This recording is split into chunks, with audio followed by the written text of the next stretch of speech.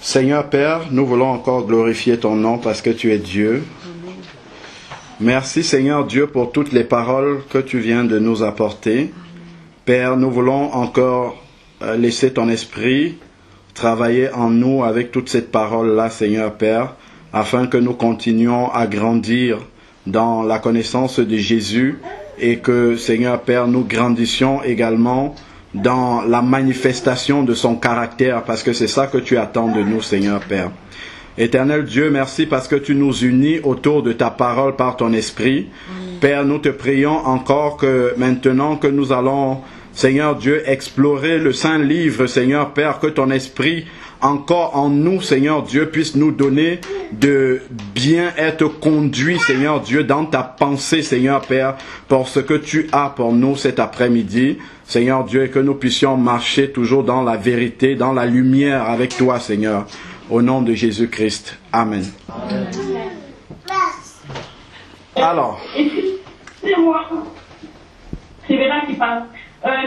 En fait, j'ai quelque chose. Donc, le sujet qui retient mon attention, en fait, et par lequel l'Esprit de Dieu m'a parlé un peu, c'est sur la guérison, justement, la guérison du corps. Je pensais partager ce message avec vous mercredi, et il s'est produit quelque chose. En fait, mercredi, il y a une sœur qui est venue ici. Elle a sonné, elle est entrée, elle a fait juste 5 minutes avec moi et elle est repartie. Et elle m'a offert 2 livres, parmi lesquels un sur la guérison divine. Et c'est dessus que j'avais pris les notes sur le sujet de la guérison divine, justement. Et ça m'a confirmé que le Seigneur voulait qu'on partage dessus. Mais comme je n'avais pas fini de prendre les notes, mercredi, on a parlé d'autre chose, on a partagé sur autre chose, mais le sujet est quand même venu.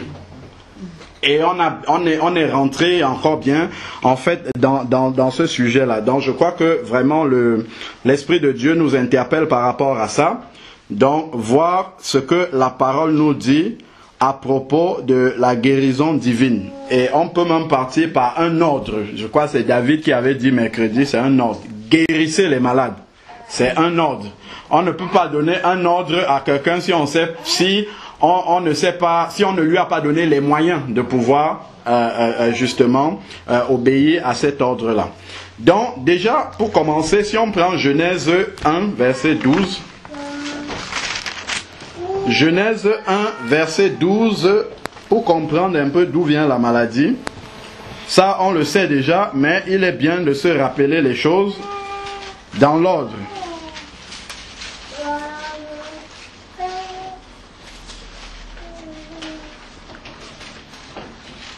Genèse 1, verset 12 dit: la terre produisit la verdure, produisit de la verdure, de l'herbe porteuse de semences selon son espèce, et les arbres donnant du fruit, ayant en eux leurs semences selon leur espèce. Dieu vit que cela était bon. Il y eut un soir, il y eut un matin. En fait, c'est pas la bonne référence. Alors, quelle référence je cherche? Comment? Alors, Genèse 1, verset 27 plutôt. Alors, Dieu créa l'homme à son image. Il le créa à l'image de Dieu. Il y a même une répétition là-dessus. L'homme et la femme, il les créa. Donc, voilà ce que la parole de Dieu nous dit. L'homme, initialement, avec grande tâche, a été créé à l'image de Dieu. Nous savons que Dieu n'est jamais malade. C'est une évidence. Hein? On peut juste partir déjà de là. Est-ce que Dieu est souvent malade? Je ne crois pas. Je n'ai jamais vu dans la parole où on nous dit quelque part que Dieu est malade. Bon, donc Dieu n'est jamais malade. Et s'il nous dit ici dans la Genèse que l'homme a été créé à son image, c'est-à-dire que l'homme à la base ne doit pas être malade. Hein? Bon, si l'homme ne doit pas être malade et qu'aujourd'hui nous sommes malades, ça veut dire que c'est la conséquence de quelque chose qui n'était pas à l'origine. Amen. Donc, la maladie n'est autre chose que la conséquence du péché originel. Amen. Donc, la maladie vient de là. La conséquence du péché originel qui est cité dans Genèse 2, de Genèse 2, verset 16, déjà c'est le commandement que Dieu avait donné à l'homme.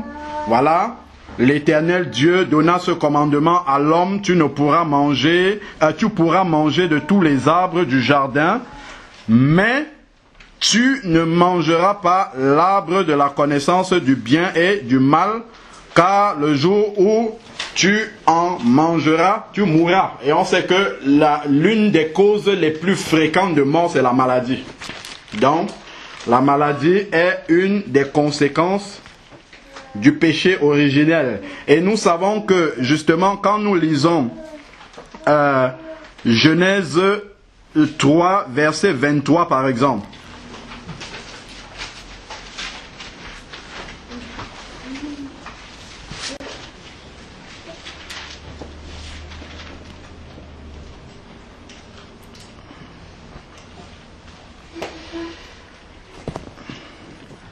alors,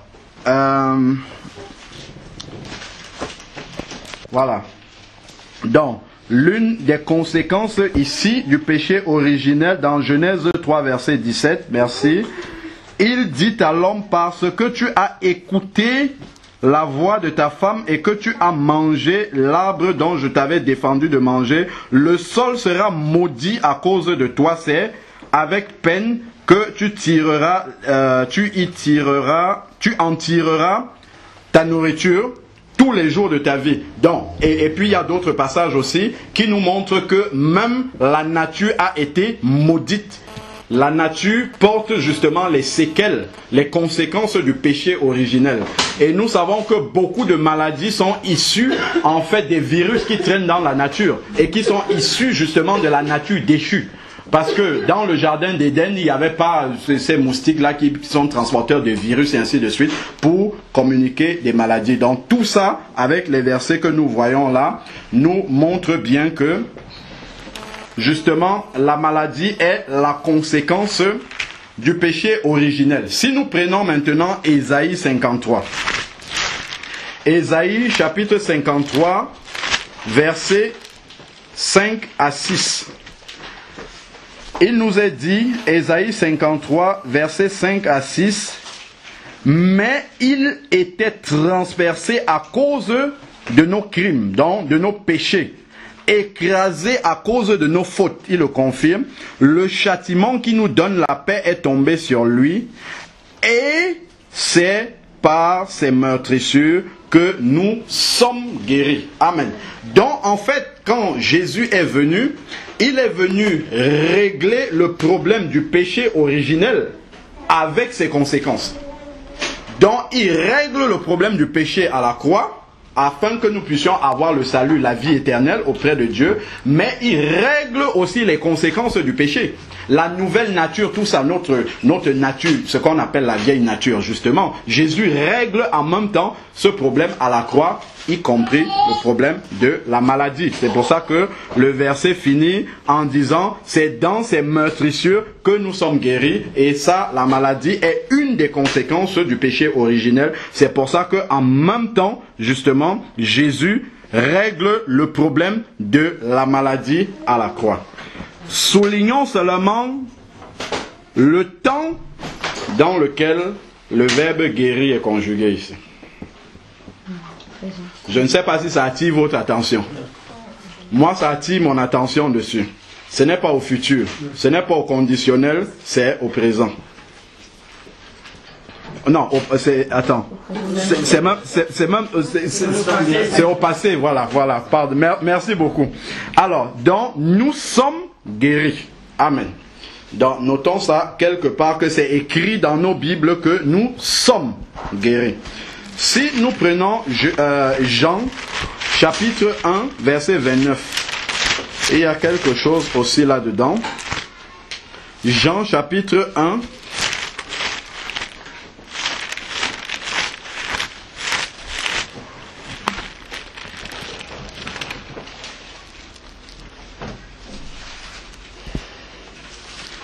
lorsque Jésus est passé là où Jean était, Jean le Baptiste, il dit, le lendemain, il vit Jésus venir à lui et il dit, voici l'agneau de Dieu qui ôte le péché du monde. Donc, ça, c'est encore un verset qui nous montre quelle était l'une des missions fondamentales de Jésus, venir régler la question du péché originel. Donc, qui ôte, qui enlève le péché et ses conséquences du monde.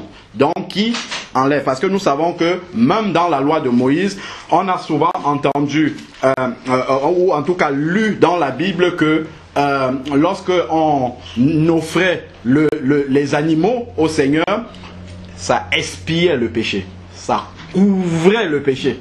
Mais ici, il est dit qui ôte, qui enlève le péché. Donc les animaux n'enlevaient pas, ça couvrait juste, le sang des animaux couvrait juste le péché. Mais Jésus, lui, il est venu ôter le péché, enlever. Il y a une très très grande différence là-dessus. C'est pour ça déjà, si je suis en train de le dire, c'est parce qu'on va arriver à une conclusion après et je crois que ça risque de nous surprendre. Parce que nous, j'amorce déjà cette conclusion, nous continuons à vivre et à prier comme les Israélites, pour lesquels le péché était juste couvert. Alors que nous, ça a été ôté avec ses conséquences. Et ça, souvent, notre intelligence spirituelle n'est pas renouvelée par rapport à ces choses-là. C'est pour ça que dans nos prières, souvent, il manque quelque chose, justement. Par rapport à la maladie. Amen. Si nous prenons encore 1 Corinthiens 15, nous sommes dans la victoire que Jésus a acquise à la croix, les problèmes qu'il a réglés là-bas. Nous avons des versets clairs qui nous le disent. Alors, 1 Corinthiens 15, verset 53. 1 Corinthiens 15 qui parle des résurrections et ainsi de suite. Verset 53. Ça, on est en plein dans l'enlèvement de l'Église. Il faut en effet que le corps corruptible revête l'incorruptibilité. Si nous pouvons encore tomber malades, c'est parce que nous péchons encore. Si quelqu'un ne pêche plus, il ne peut jamais être malade. Jamais, jamais de la vie. C'est parce que la racine du péché est encore en nous que la maladie peut venir. Sinon, notre corps ne pourrait pas être atteint par la maladie. Donc, nous avons encore présentement un corps corruptible. Et il dit, au moment de l'enlèvement, ce corps-là va revêtir l'incorruptibilité. C'est pour ça que le corps glorieux de Jésus, après la résurrection, ne peut jamais être malade. Et le corps que nous aurons après la résurrection, jamais ne pourra être malade. Pourquoi? Parce que le péché aura été enlevé de ce corps-là. Alors, continuons maintenant. Et que ce corps mortel aura revêtu l'immortalité, alors sera accomplie la parole qui est écrite, la mort a été engloutie dans la victoire. Donc voilà encore quelque chose que Jésus a réglé déjà à la croix et dont la manifestation va arriver au moment de la résurrection. Le problème de la mort est déjà réglé. C'est pour ça que quand vous lisez 1 Thessaloniciens 4, à partir du verset 13 jusqu'à 18, quand il parle de l'enlèvement, il dit à ceux qui dorment. Quand il parle des chrétiens qui sont morts, il dit ceux qui dorment. Il ne dit pas ceux qui sont morts. Il dit ceux qui dorment. C'est-à-dire qu'en fait, pour ceux qui sont morts en Christ, la mort n'est que... En fait, c'est un sommeil.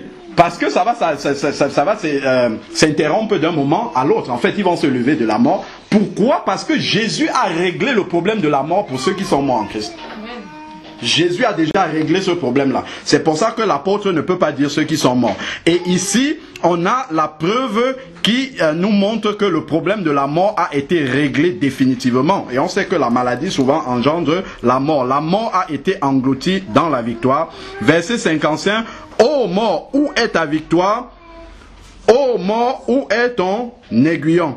L'aiguillon de la mort, c'est le péché. On a chanté tout à l'heure, il a vaincu aussi le péché en nous. Le péché qui entraîne aussi souvent la maladie.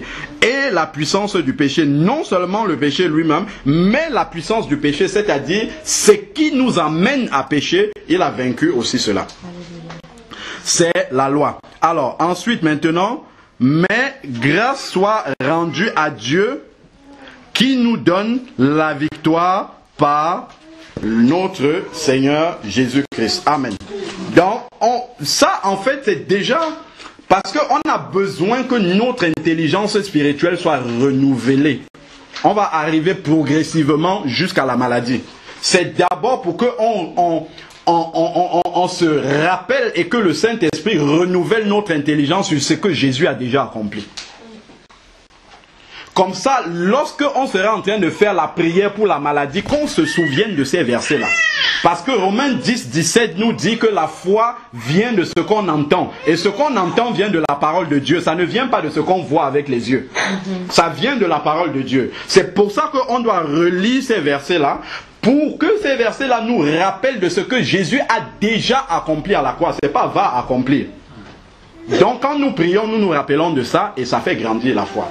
Et là maintenant, la prière pour le malade peut être efficace et va être efficace. C'est pour ça qu'il faut puiser en fait ces ressources dans la parole de Dieu.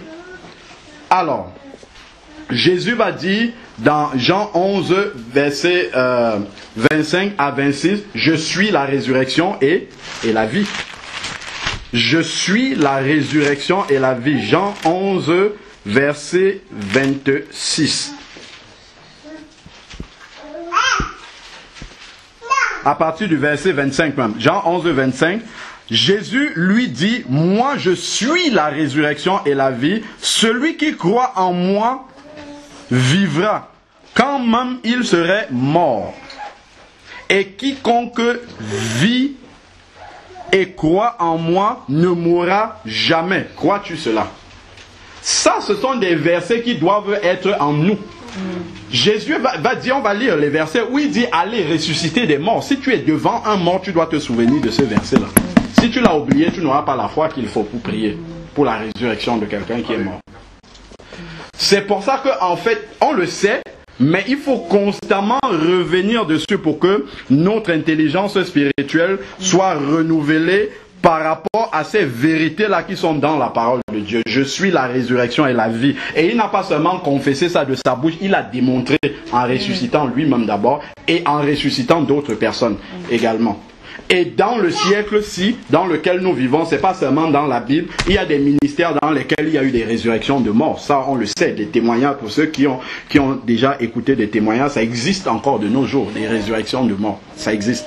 Ça veut dire, sauf que c'est pas courant. Et c'est là où est le problème. C'est pas comme dans la Bible. Donc il y a un problème parce que nous confessons que Dieu est le même hier, aujourd'hui et éternellement. Si on n'a pas les mêmes résultats, ça veut dire que nous on a un problème. C'est pas Dieu qui a changé. Et ce n'est que dans la Bible, en lisant la Bible tout doucement, que nous-mêmes nous allons commencer à voir où sont nos problèmes. Si on revient dans ces versets-là, tranquillement. Alors, si je prends Jean chapitre 6 juste derrière, verset 44. Jean chapitre 6, verset 44. Où Jésus lui-même promet la résurrection.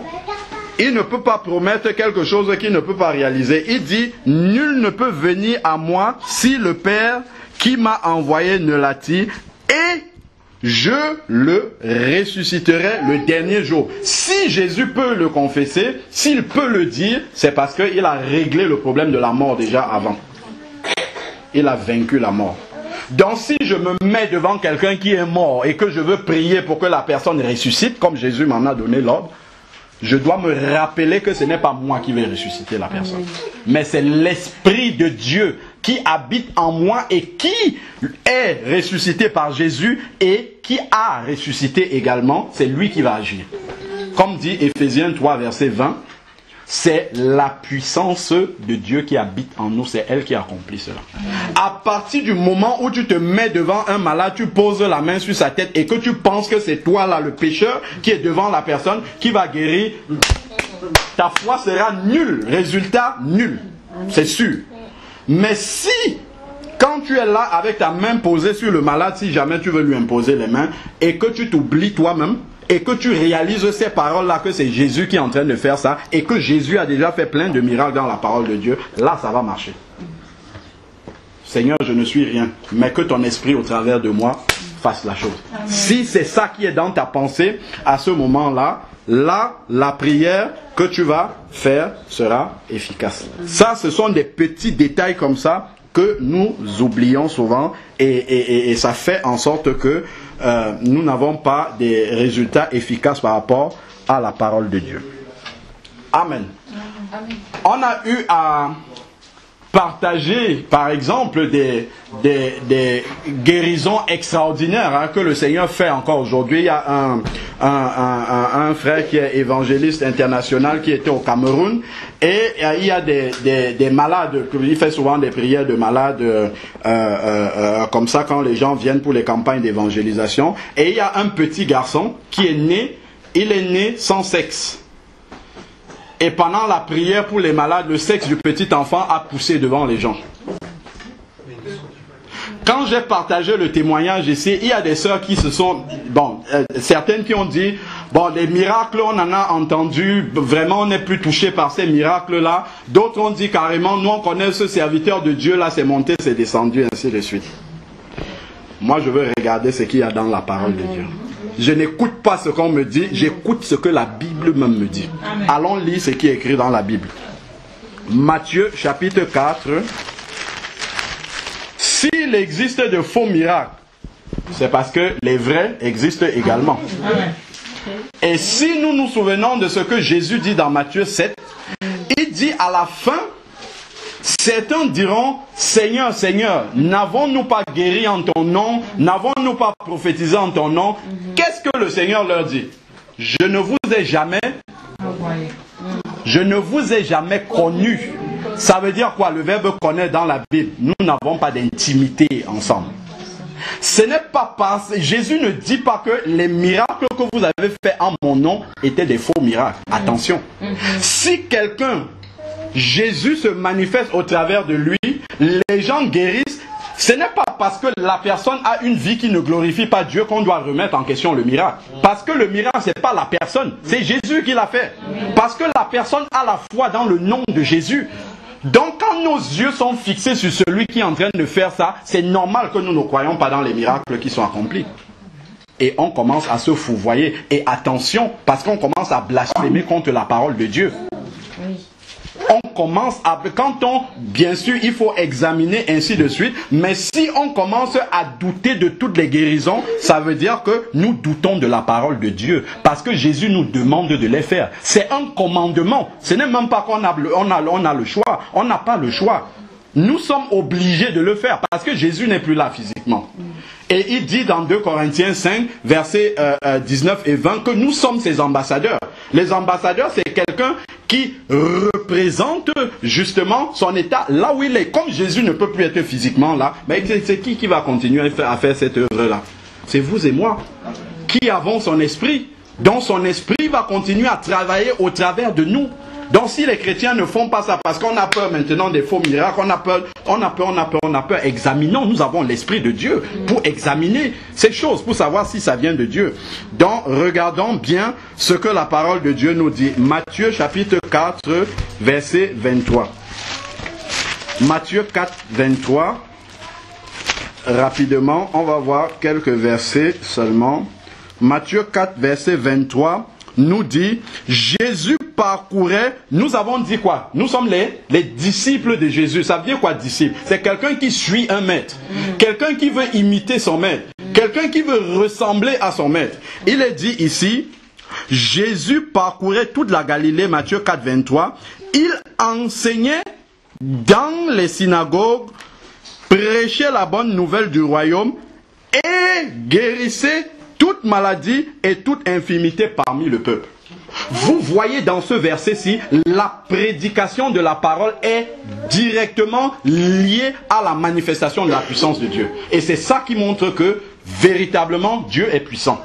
Si on prêche seulement la parole, ce n'est pas suffisant. Jésus a prêché la parole suivi des miracles, suivi des prodiges, qui montrent effectivement que la parole de Dieu a la puissance de repousser les ténèbres dans ce monde. Parce que le monde dans lequel nous vivons, c'est un monde de ténèbres. C'est l'autre entre autres qui cause la maladie. Donc lorsque nous prions, et que les gens sont guéris, c'est une victoire de Dieu sur les ténèbres de ce monde.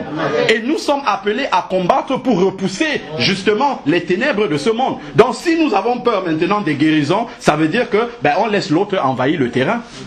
On ne remplit pas la mission, on ne suit pas le maître, parce que le maître ici, il prêchait la parole, mais il accompagnait cela de guérison. Pourquoi il accompagnait de guérison? Il est venu régler la question du péché et les conséquences. N'oublions pas cela.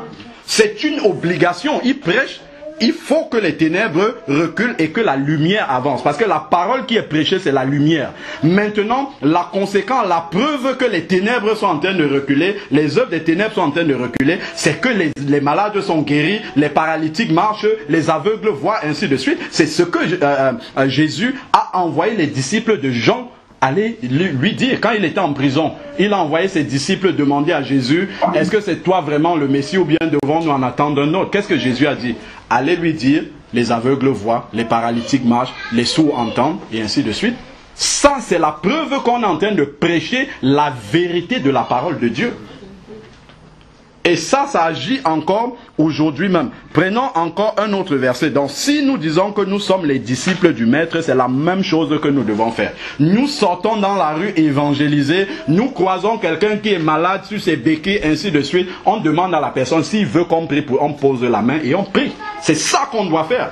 C'est ce que le Maître attend. Il attend des personnes qui savent justement quelle est la mission qu'ils ont reçue. Suivre le Maître, faire comme il faisait là. C'est ça qui est écrit dans la parole de Dieu. Si nous prêchons seulement, on dit seulement aux gens, répentez-vous, tout ça, c'est la moitié du travail. Il y a une autre moitié qui manque. Il y a une, ça veut dire que nous ne suivons pas le Maître exactement, ou bien nous doutons d'une partie du travail du Maître. À certains moments, Jésus a parlé aux pharisiens, il a dit, même si vous ne croyez pas en moi, dans mes paroles, croyez au moins à cause des œuvres que vous voyez. Pourquoi les œuvres là doivent témoigner? Pourquoi les œuvres doivent amener à croire? Parce que les œuvres témoignent que la puissance de Dieu est plus grande que la puissance du malin. C'est ça que ça témoigne. Et ça, on oublie tous ces aspects-là. Parce que, justement, nous sommes tellement dans un monde où les choses...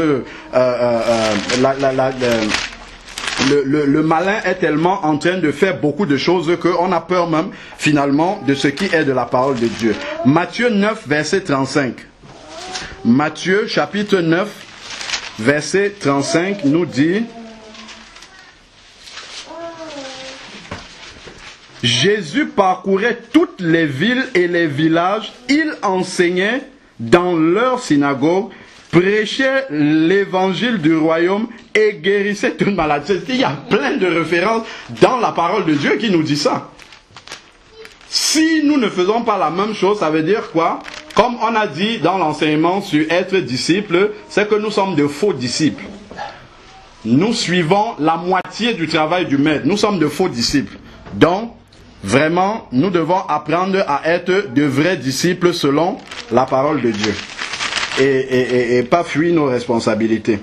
Alors, verset Matthieu 8, juste derrière, verset 18, nous dit, Jésus, voyant une foule autour de lui, donna l'ordre de passer à l'autre rive.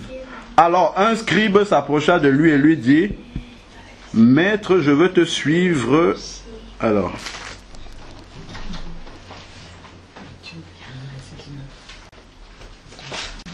Ah ouais, non, c'est Matthieu 12, par exemple, verset 15 dit, mais, bon, à partir du verset 14, les pharisiens sortirent et se consultèrent sur le moyen de le faire périr. Mais Jésus l'a pris et se retira de là. Beaucoup le suivirent, il les guérit, pas quelques-uns, tous.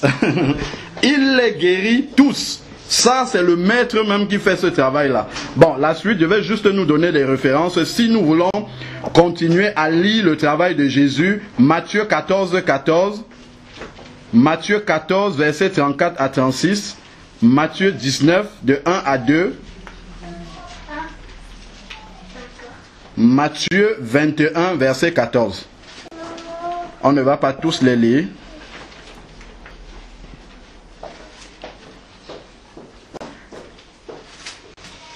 Maintenant, ce qui est bien, c'est qu'il y a Jésus d'une part, Et de l'autre côté, il y a des imitateurs de Jésus que nous pouvons regarder, qui sont comme nous. Parce que là, on va dire, oui, Jésus c'est Dieu. Non, maintenant, regardons les humains eux-mêmes. Ceux-là qui étaient les premiers disciples de Jésus, on va voir la manière dont eux, est-ce qu'ils suivaient le maître. Est-ce que c'est de la même façon que nous procédons? Si on prend Acte 4 avec l'église primitive, Acte chapitre 4, Acte chapitre 4, verset 29. Ce sont les disciples qui ont prié pour demander au Seigneur de les remplir à nouveau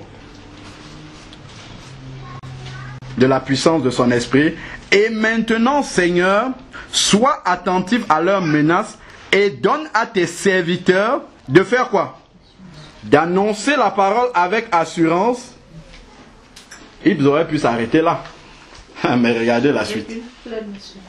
Ah, étends ta main pour qu'ils se produisent des guérisons. Voilà. Eux, ils avaient compris le travail du maître en entier.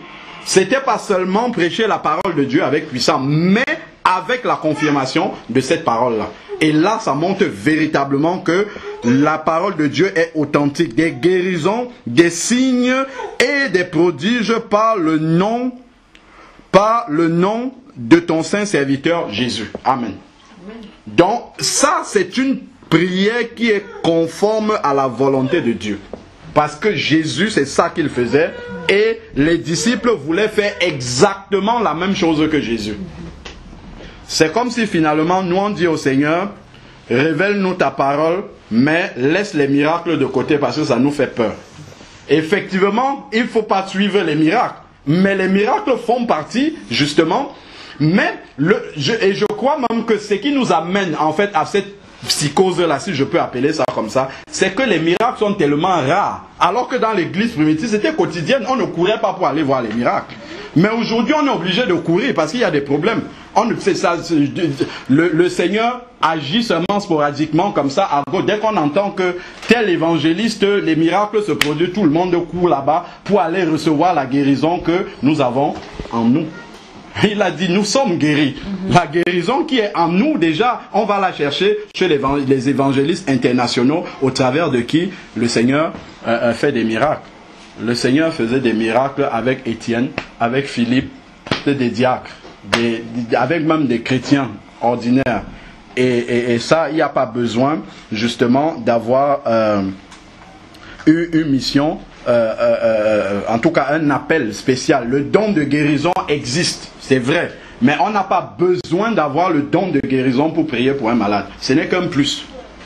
Ce n'est qu'un plus. Mais tous les enfants de Dieu, exactement, ont ce don-là. Donc si on prend, par exemple, Matthieu 10, du verset 5. Matthieu chapitre 10, rapidement, à partir du verset 5. Matthieu 10, verset 5.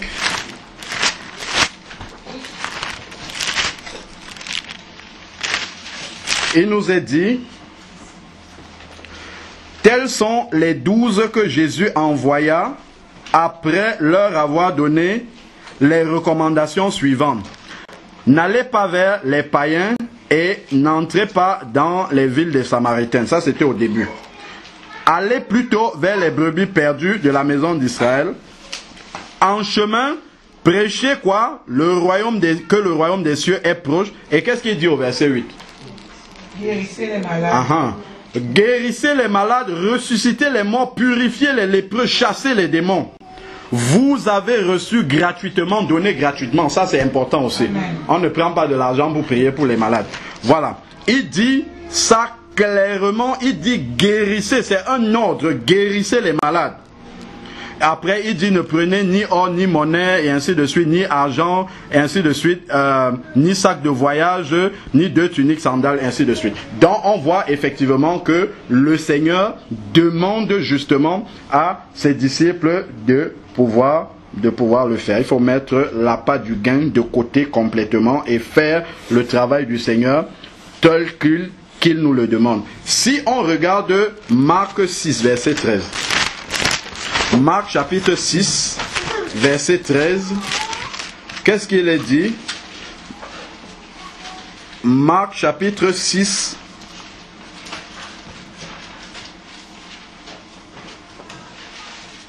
À partir du verset 12. Il est dit, ils partirent et prêchèrent la repentance, ils chassaient beaucoup de démons, oignaient d'huile beaucoup de malades et les guérissaient. Ils ont reçu le commandement et ils ont obéi dans les termes que le Seigneur leur avait dit. Ils ne sont pas allés dire, bon Seigneur, ok, nous on va prêcher la repentance, c'est suffisant. L'autre partie du message ou bien de l'ordre que le commandement que tu nous donnes, nous on va laisser ça de côté parce que ce n'est pas important. S'il dit de le faire, c'est parce que c'est important pour l'avancement du royaume. Et l'église primitive, là les 12 disciples ont fait pendant le temps du ministère de Jésus, mais encore si on regarde les apôtres l'ont également fait comme cela. On a vu la prière tout à l'heure dans Acte 4 où ils demandaient au Seigneur d'étendre la main et qu'il se fasse des guérisons. Si on regarde maintenant Acte 5 verset 16, Acte chapitre 5 verset 16, il est dit, la multitude accourait aussi des villes voisines de Jérusalem et apportait des malades et des gens tourmentés par des esprits impurs et tous étaient guéris.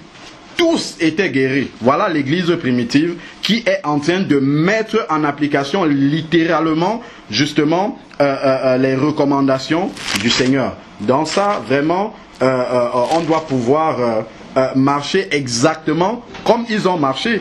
Si on prend également Acte 8, verset 7.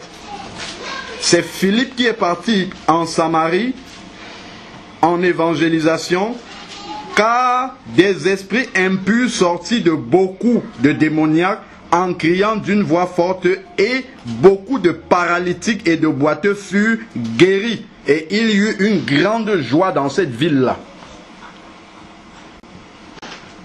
Ça, ce sont des passages que nous devons lire pour comprendre que nous ne sommes pas dans l'accomplissement de ce que le Seigneur nous demande de faire. Il nous manque quelque chose. Soit nous ne savons pas suffisamment ce qu'il y a dans le nom de Jésus, ou nous avons peur de l'échec. Soit l'un, soit l'autre. Ou nous n'avons pas suffisamment de foi dans le nom de Jésus. Bon. Donc, ça, c'est déjà un premier constat, que nous ne sommes pas totalement en train de faire ce que le Seigneur nous demande. Parce que quand je me lève le matin, je ne parle pas pour vous, moi j'attends une grande délivrance du message que je suis en train de dire là. Pendant que je lis ces versets là, il faut que ça me délivre et que je puisse entrer là-dedans, et ma prière est la même pour chacun d'entre nous. Quand je me lève le matin, est-ce que je dis Seigneur, mets des malades sur mon chemin pour que, en passant seulement comme ça, dans le métro, même si un paralytique est à côté de moi et que mon habit le frôle seulement, qu'il soit guéri?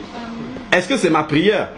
Je ne le fais pas. Pourquoi? Parce que je ne crois pas. C'est tout ce que ça veut dire. Ça veut dire que je ne crois pas que Jésus peut le faire. C'est pour ça que je ne prie même pas dans ce sens.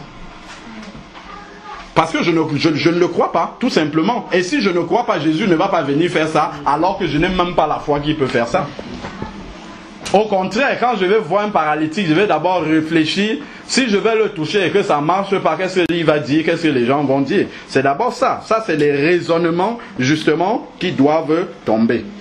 Au nom de Jésus. Et pour que les raisonnements là tombent, il faut que notre intelligence spirituelle soit renouvelée par la parole. Ce n'est qu'en relisant tout ce que je dis là, il n'y a rien de nouveau. On le sait bien de A à Z, mais il faut retourner dans la parole pour lire littéralement ce qui est écrit et de savoir que l'église qui était là au début n'a pas changé, elle est toujours la même parce que nous le confessons en plus, que Jésus est le même hier, aujourd'hui et éternellement. Les causes des maladies maintenant, on a dit le péché originel, c'est la base de tout d'abord.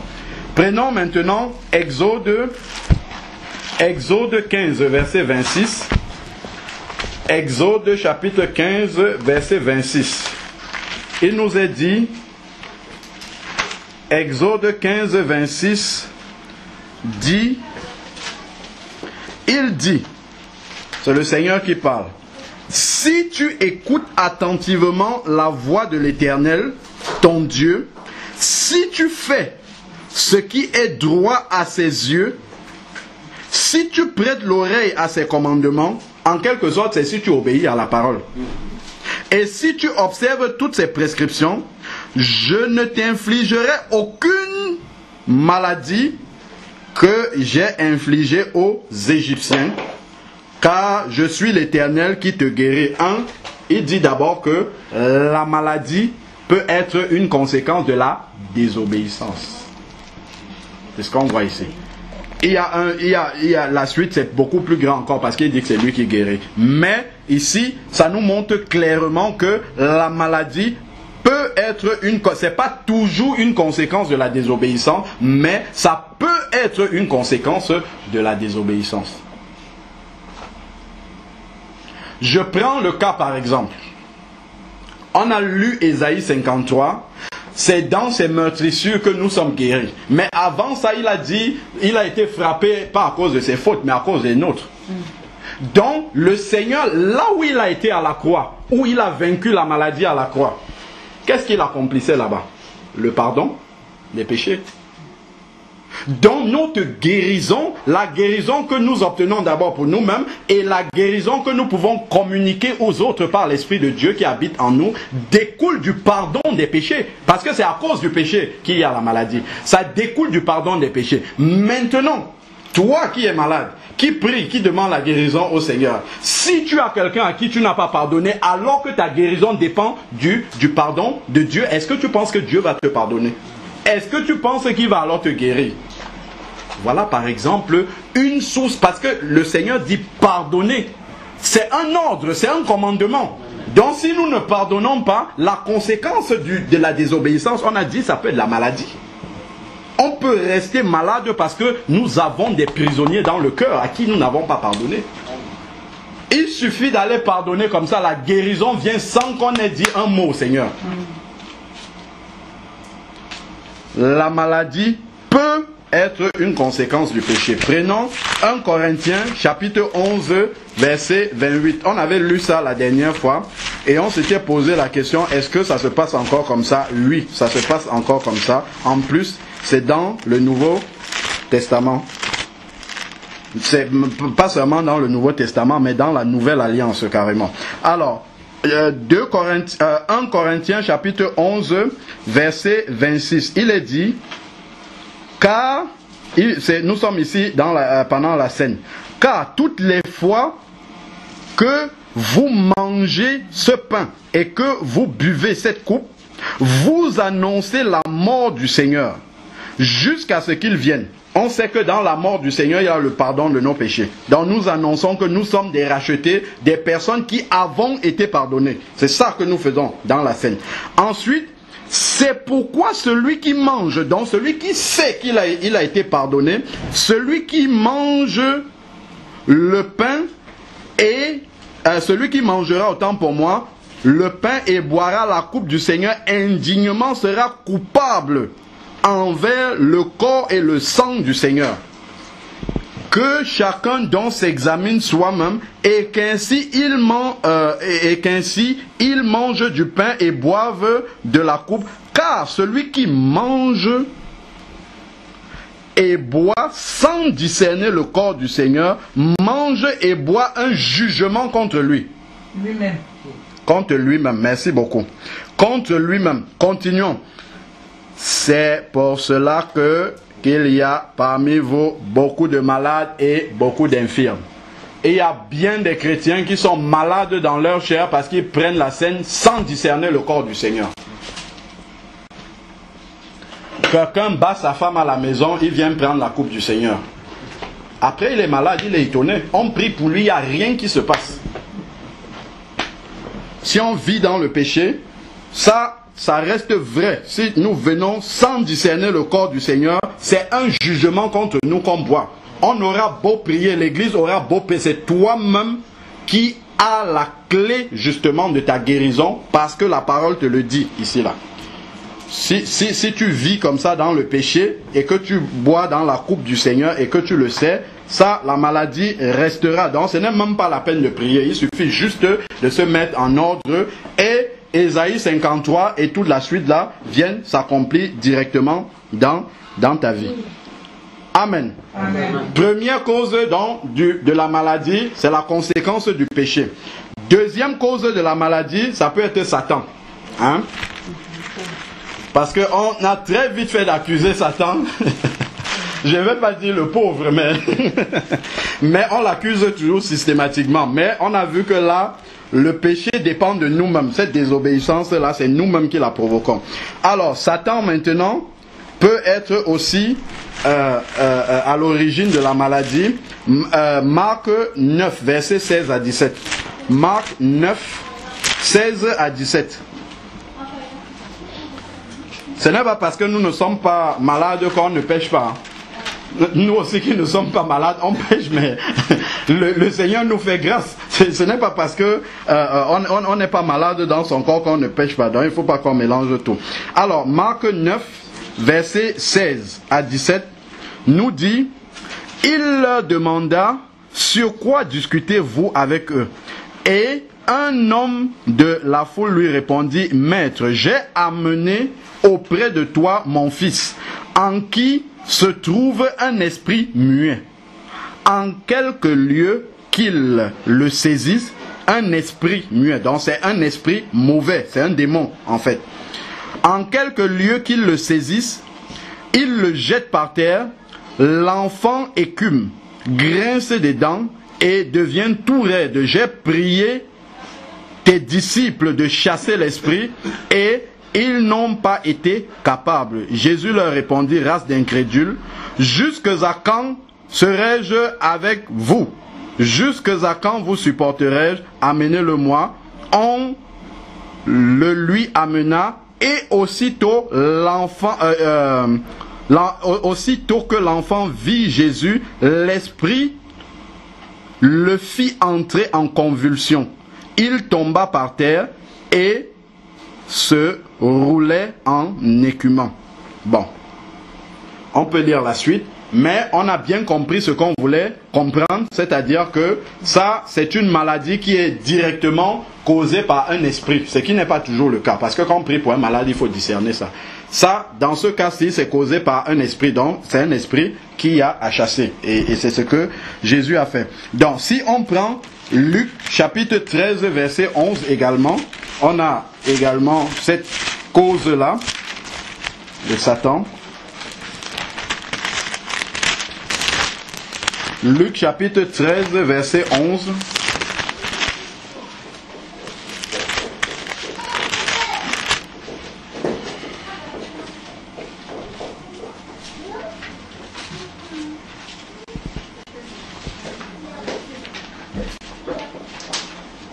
Il dit, Jésus enseignait dans la synagogue un jour de sabbat. Or, il y avait là une femme rendue infirme par un esprit depuis 18 ans. Elle était courbée et ne pouvait absolument pas se redresser.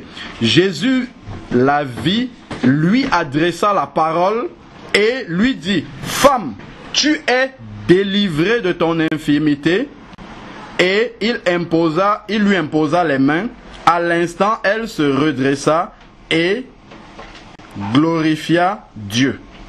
Donc, elle était maintenue en fait dans cette situation-là par un esprit d'infirmité. C'est ce qui est écrit là, par un esprit depuis 18 ans. C'est le verset 9, la fin du verset 9. Non, 11, pardon. Oui, la fin du verset 11 qui dit qu'elle était rendue infirme par un esprit.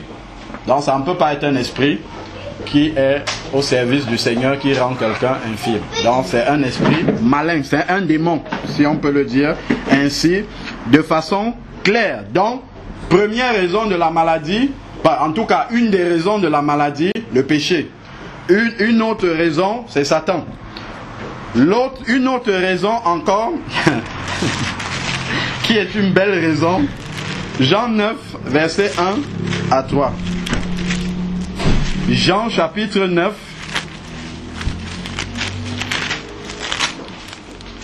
Jean chapitre 9, verset 1 à 3, nous dit, Jean chapitre 9, verset 1 à 3 dit, Jésus vit en passant un aveugle de naissance. Ses disciples lui demandaient, Rabbi, qui a péché, lui ou ses parents, pour qu'il soit né aveugle? Jésus répondit, ce n'est pas que lui ou ses parents ont péché. Donc, ça nous montre que la maladie n'est pas toujours liée au péché. On a vu dans certains cas, c'est le péché qui est à l'origine de la maladie, mais pas dans tous les cas. C'est ce que Jésus en fait est en train de nous montrer aussi ici. Alors Jésus répondit, ce n'est pas que lui ou ses parents ont péché, mais c'est afin que les œuvres de Dieu soient manifestes en lui. Amen. Donc Jésus peut permettre une maladie pour se glorifier. Amen. Jésus peut permettre une maladie pour se glorifier. Ça, on a souvent du mal à l'accepter, du mal à le croire. Si on prend Jean 11, on a lu ça déjà la dernière fois. Jean 11, du verset 1 au verset 4, le cas de Lazare. On a lu ça mercredi. Il y avait un malade, Lazare de Béthanie, village de Marie et de Marthe sa sœur. Marie était celle qui oignit de parfum le Seigneur et lui essuya les pieds avec ses cheveux. Et c'était son frère Lazare qui était malade. Les sœurs envoyaient dire à Jésus, Seigneur, voici celui que tu aimes est malade. Après avoir entendu cela, Jésus dit, cette maladie n'est pas pour la mort, mais pour quoi? La gloire de Dieu, afin que le Fils de Dieu soit glorifié par elle. Amen. Donc, il faut discerner dans la maladie, lorsqu'on prie, d'où est-ce que ça vient? Est-ce que c'est pour la gloire de Dieu? Est-ce que c'est le péché? Est-ce que c'est Satan? Et en fonction de ça, on sait de quelle façon est-ce qu'il faut prier. Voilà.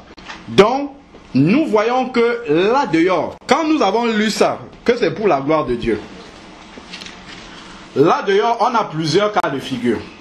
Le monde est dans les ténèbres. Ils ne sont pas sauvés, ils sont dans les ténèbres. Donc, le malin peut agir dans leur vie. Le malin peut détruire par la maladie dans le monde qui est là. Maintenant, le Seigneur permet que les gens qui sont là dehors soient là pour que son église ait des travaux pratiques. Pour que son église ait l'occasion d'aller prier, que les gens soient délivrés, que les gens soient guéris et que le monde puisse témoigner que Jésus est le même hier, aujourd'hui et éternellement. Certains paralytiques, certains mendiants, certains aveugles, autant pour moi, sont là partout dans la rue. C'est pour nous que Jésus, en fait, c'est pour nous que le Seigneur permet qu'ils soient là, que nous les voyons tous les jours. Mais si nous n'osons pas aller prononcer le nom de Jésus sur eux pour qu'ils soient délivrés, le Seigneur ne va rien faire. Le Seigneur ne va pas agir. Parce qu'il agit au travers de nous. Si nous acceptons de jouer le rôle qu'il nous a donné, demandé. Sachons aussi une chose. Nous avons lu là dans Jean 11. Lisons un peu le verset 6 là.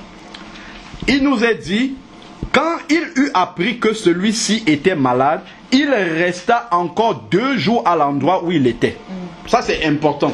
Jésus n'est pas parti immédiatement, il est resté encore 2 jours. Si on analyse en profondeur, comme on l'a fait mercredi, cette parole c'est, quand les sœurs de Lazare envoient chercher Jésus pour qu'il vienne, c'est à l'image lorsque nous prions le Seigneur pour avoir la guérison. Jésus est Dieu. Et on envoie chercher Jésus pour qu'il vienne, parce qu'on sait qu'il est la guérison là.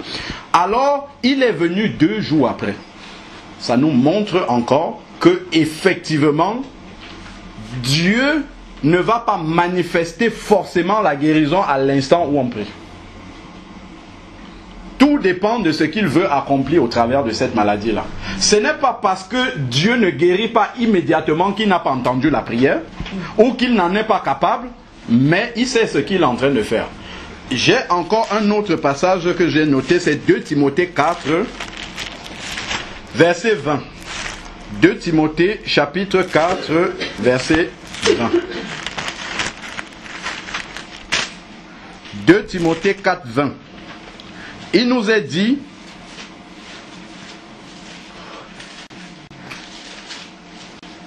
Eraste est resté à Corinthe, c'est Paul qui parle, et j'ai laissé Trophime malade à Milet.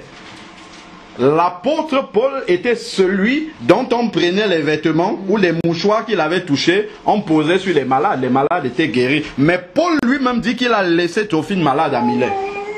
Est-ce que nous nous imaginons qu'il n'avait pas prié pour Trophime? Il avait prié, mais Trophime est resté malade. Parce que le Seigneur n'avait pas décidé que c'était le moment pour que Trophime soit guéri. Mais la Bible ne dit pas que Paul a insisté que non. Il a prié, il sait que c'est déjà accompli, il a laissé Trophime, il sait que le Seigneur va manifester la guérison derrière lui. Il n'a pas besoin de rester là, d'insister ainsi de suite. Il a prié et il a confiance dans le Seigneur, que le Seigneur va manifester cette guérison-là au temps convenable.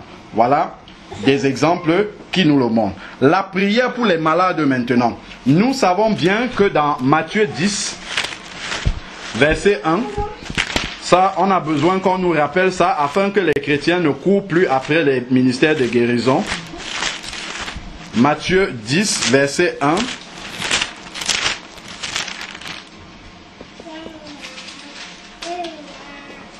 Puis Jésus parla aux 12, on a déjà dit. Il leur donna le pouvoir de chasser les esprits impurs et de guérir pas certaines maladies. C'est pas que quand tu es devant le cancer, tu dis ça c'est trop difficile pour moi. Il dit toute maladie et toute infirmité.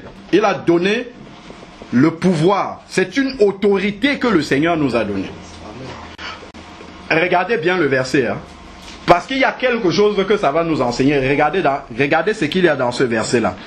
Il leur a donné le pouvoir de chasser les esprits impurs et de guérir toute maladie et toute infirmité. Retenez bien ce qu'il y a dans ce verset-là. Chasser les esprits et guérir toute maladie et toute infirmité. Prenons Marc 16, verset 17 qu'on récite souvent, tous ensemble. Marc chapitre 16, verset 17 dit, voici les signes, les miracles qui accompagneront ceux qui auront cru en mon nom. Donc ce n'est pas toi qui guéris, c'est le nom de Jésus qui est appelé et la guérison va suivre. Nous sommes dans le même verset là. Ils chasseront des démons. C'est la même chose qu'on voit dans Matthieu 10 verset 1. Chasser les démons, parler les langues nouvelles, saisir des serpents sans riposte. S'ils boivent quelques breuvages mortels, il ne leur fera point de mal. Ils imposeront les mains aux malades et ceux-ci seront guéris. Amen. Ils imposeront les mains aux malades et ceux-ci seront guéris. Si on prend encore Luc 10 verset 19, tout ça ce sont des versets qu'on doit avoir en tête. Quand tu viens te placer devant un malade, il faut que tu te rappelles que tu as l'autorité sur la maladie. Amen. Si tu oublies cela, tu vas venir te placer en tremblant devant la maladie. Parce que le cas du malade qui est là est désespéré et ton sentiment humain va prendre le dessus. Or, la parole de Dieu doit prendre le dessus à ce moment-là. Même si la personne est morte. Même si la personne est déjà morte. Et ça me rappelle le témoignage que je donne souvent là, qu'on avait entendu une sœur donner, à propos de quelqu'un qui priait, qui demandait au Seigneur de l'aider, de l'utiliser. Et il priait et il restait chez lui. Il prie, il reste chez lui, il est dans sa chambre, il dit Seigneur utilise-moi. Mais il était sincère. Un jour le Seigneur lui dit mais tu penses que je vais t'utiliser là où tu es là-bas dans ta chambre? Sors, commence à parler de moi et tu vas voir ce que je vais faire. Il sort, il fait le porte-à-porte, il parle de Jésus et tout. Il arrive dans une concession où il y avait à peu près 22 personnes. Et là, il parle de Jésus, les gens de la concession écoutent, on écoute et puis on lui dit tiens, on a notre oncle qui est malade. Si ton Jésus peut guérir l'oncle là, on se convertit nous tous. Il dit bon, amenez-moi où est le malade. Il arrive, il prie et le malade meurt. Quand il a prié, le malade est mort. Et là, les gens de la famille ont commencé à dire, voilà donc les gens des nouvelles églises là, il est venu vendre notre oncle, comme on dit. Notre oncle était malade, il n'était pas encore mort. Il a suffi qu'il se mette devant lui, on ne sait pas ce qu'il a dit. L'oncle est mort maintenant. Le quartier, les gens ont commencé à se réunir, peut-être dans le but de le lyncher. Alors à ce moment-là, maintenant qu'il était sous la pression, c'est là où la foi est venue. Parce qu'avant, là, quand il priait, il n'y avait pas la foi. Là, maintenant qu'il voyait que sa vie était menacée, il demande au chef de famille si on peut le ramener là où l'oncle est couché pour 5 minutes seulement. Et là, maintenant, il prie et le mort se lève. Et là, ce n'est pas seulement les gens de la maison qui se convertissent, les gens du quartier aussi qui venaient voir, là, ils se convertissent. Souvent, on a besoin d'être dans des cas tellement où on n'a pas le choix pour que la foi commence à agir. Pourtant, si la foi avait agi beaucoup plus tôt, on ne serait pas dans cette situation-là. Le Seigneur aurait agi beaucoup plus tôt. Maintenant, on a déjà examiné la première situation qui fait en sorte que l'Église ne soit pas aussi efficace que normalement la parole de Dieu le dit. Prenons un deuxième stade maintenant, c'est la prière pour les malades concrètement.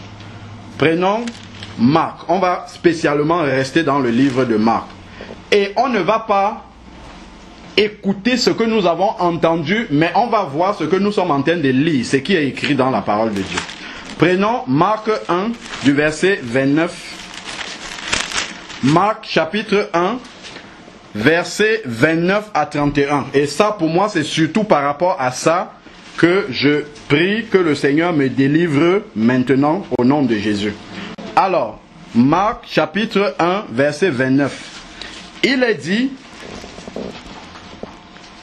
en sortant de la synagogue, il se rendit avec Jacques et Jean à la maison de Simon et André. La belle-mère de Simon était couchée. Elle avait de la fièvre. Aussitôt, on parla d'elle à Jésus. Il s'approcha, la fit lever, en lui saisissant la main, la fièvre la quitta, et elle se mit à les servir. Amen. Est-ce que nous avons lu ce qui est écrit dans ce verset-ci? Jésus arrive quelque part, on lui dit qu'il y a quelqu'un qui est malade, il va, il voit la personne, et il tient la main de la personne, il lève la personne, et la personne est guérie.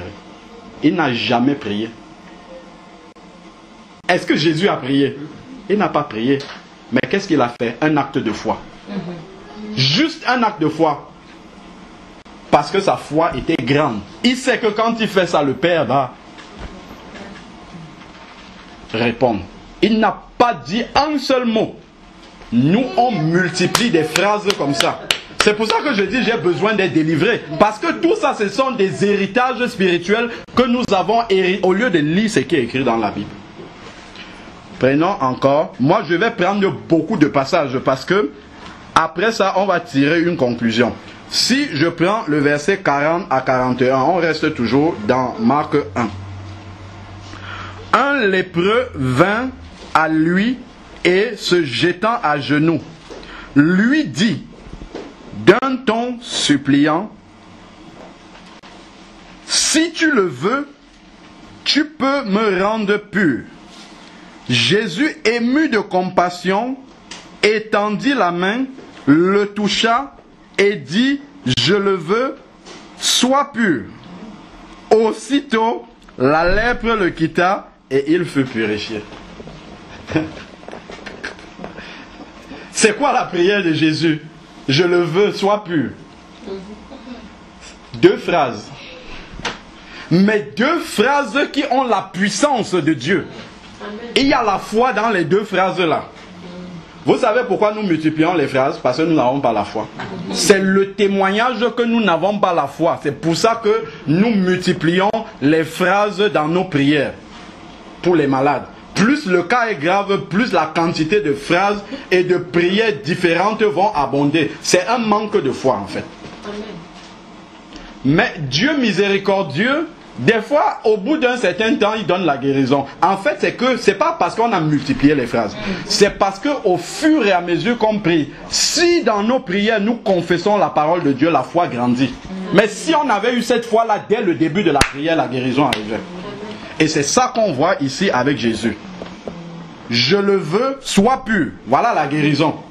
Voilà la prière de Jésus, sois pur. C'est 2 mots, sois pur. 2 mots seulement. Et un lépreux est purifié.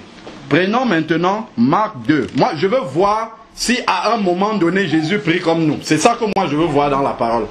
Et après, quand on va tirer la conclusion, il ne faut pas qu'on soit surpris par la conclusion. Alors, prenons maintenant Marc 2, verset 9. Marc chapitre 2, verset 9.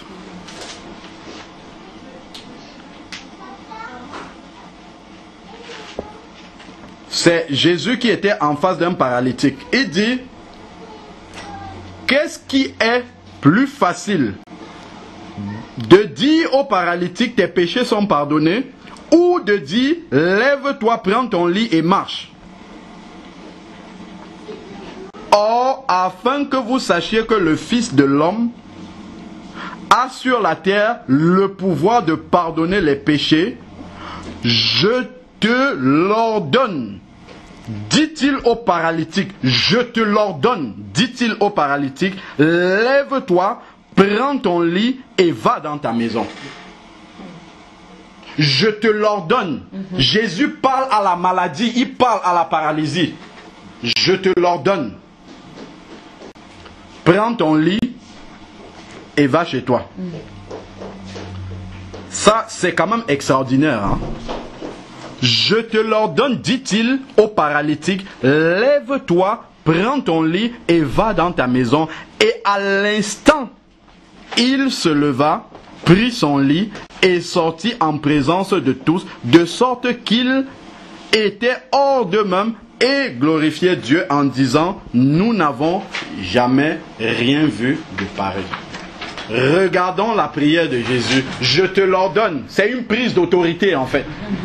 Sur la paralysie qui est là. Et si nous nous rappelons de Marc 16, verset 17, il a dit, vous chasserez les démons en mon nom. Si nous nous souvenons de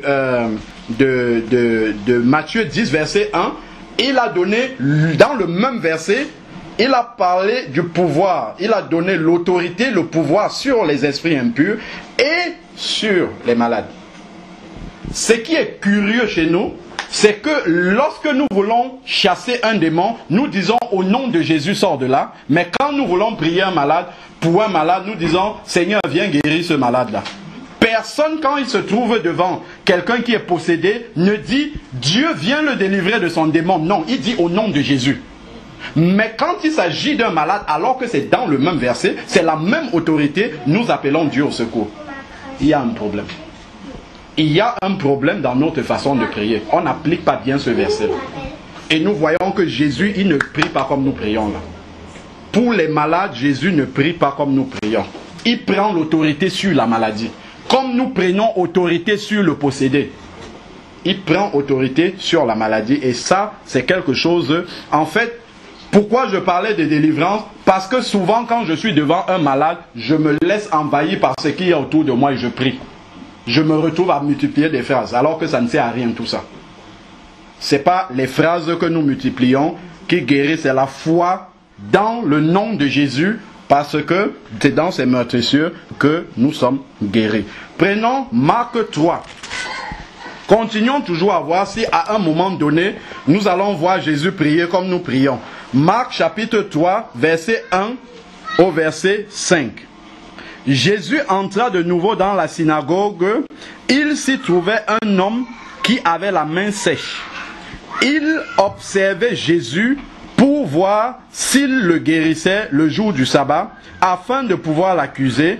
Et Jésus dit à l'homme qui avait la main sèche, lève-toi là au milieu. lève-toi là au milieu. Puis, il leur dit, est-il permis le jour du sabbat de faire du bien ou de faire du mal, de sauver une personne ou de la tuer? Mais il le regardait, il gardait le silence.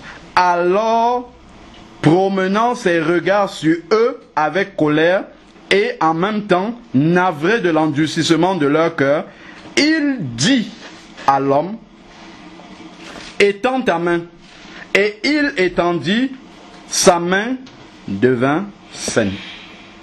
Voilà la prière de Jésus. Étends ta main. Quand l'homme étend la main est déjà guérie. Regardez les prières. Nous prions mal. Nous prions mal pour les malades. C'est pas comme nous prions là que Jésus prie. Il dit étends ta main. Donc en fait, il dit fais un geste de foi. Et la personne fait ce geste de foi là et la guérison est là. Instantanément. Et la main était saine. Et voilà les pharisiens qui sortirent d'eux-mêmes et ainsi de suite. Alors, continuons toujours à lire la Bible. Parce que quand nous lisons comme ça, c'est la parole de Dieu qui va renverser les couches de raisonnement et les couches de mauvais enseignements, de mauvaises habitudes que nous avons eues. Parce que quand nous prions, nous oublions la Bible et nous commençons à dire des choses et ainsi de suite. Mais il faut qu'on revienne à la parole et que nous fassions les choses telles que c'est écrit dans la Bible. Marc chapitre 5, verset 33. Marc 5, verset 33 à 34 nous dit: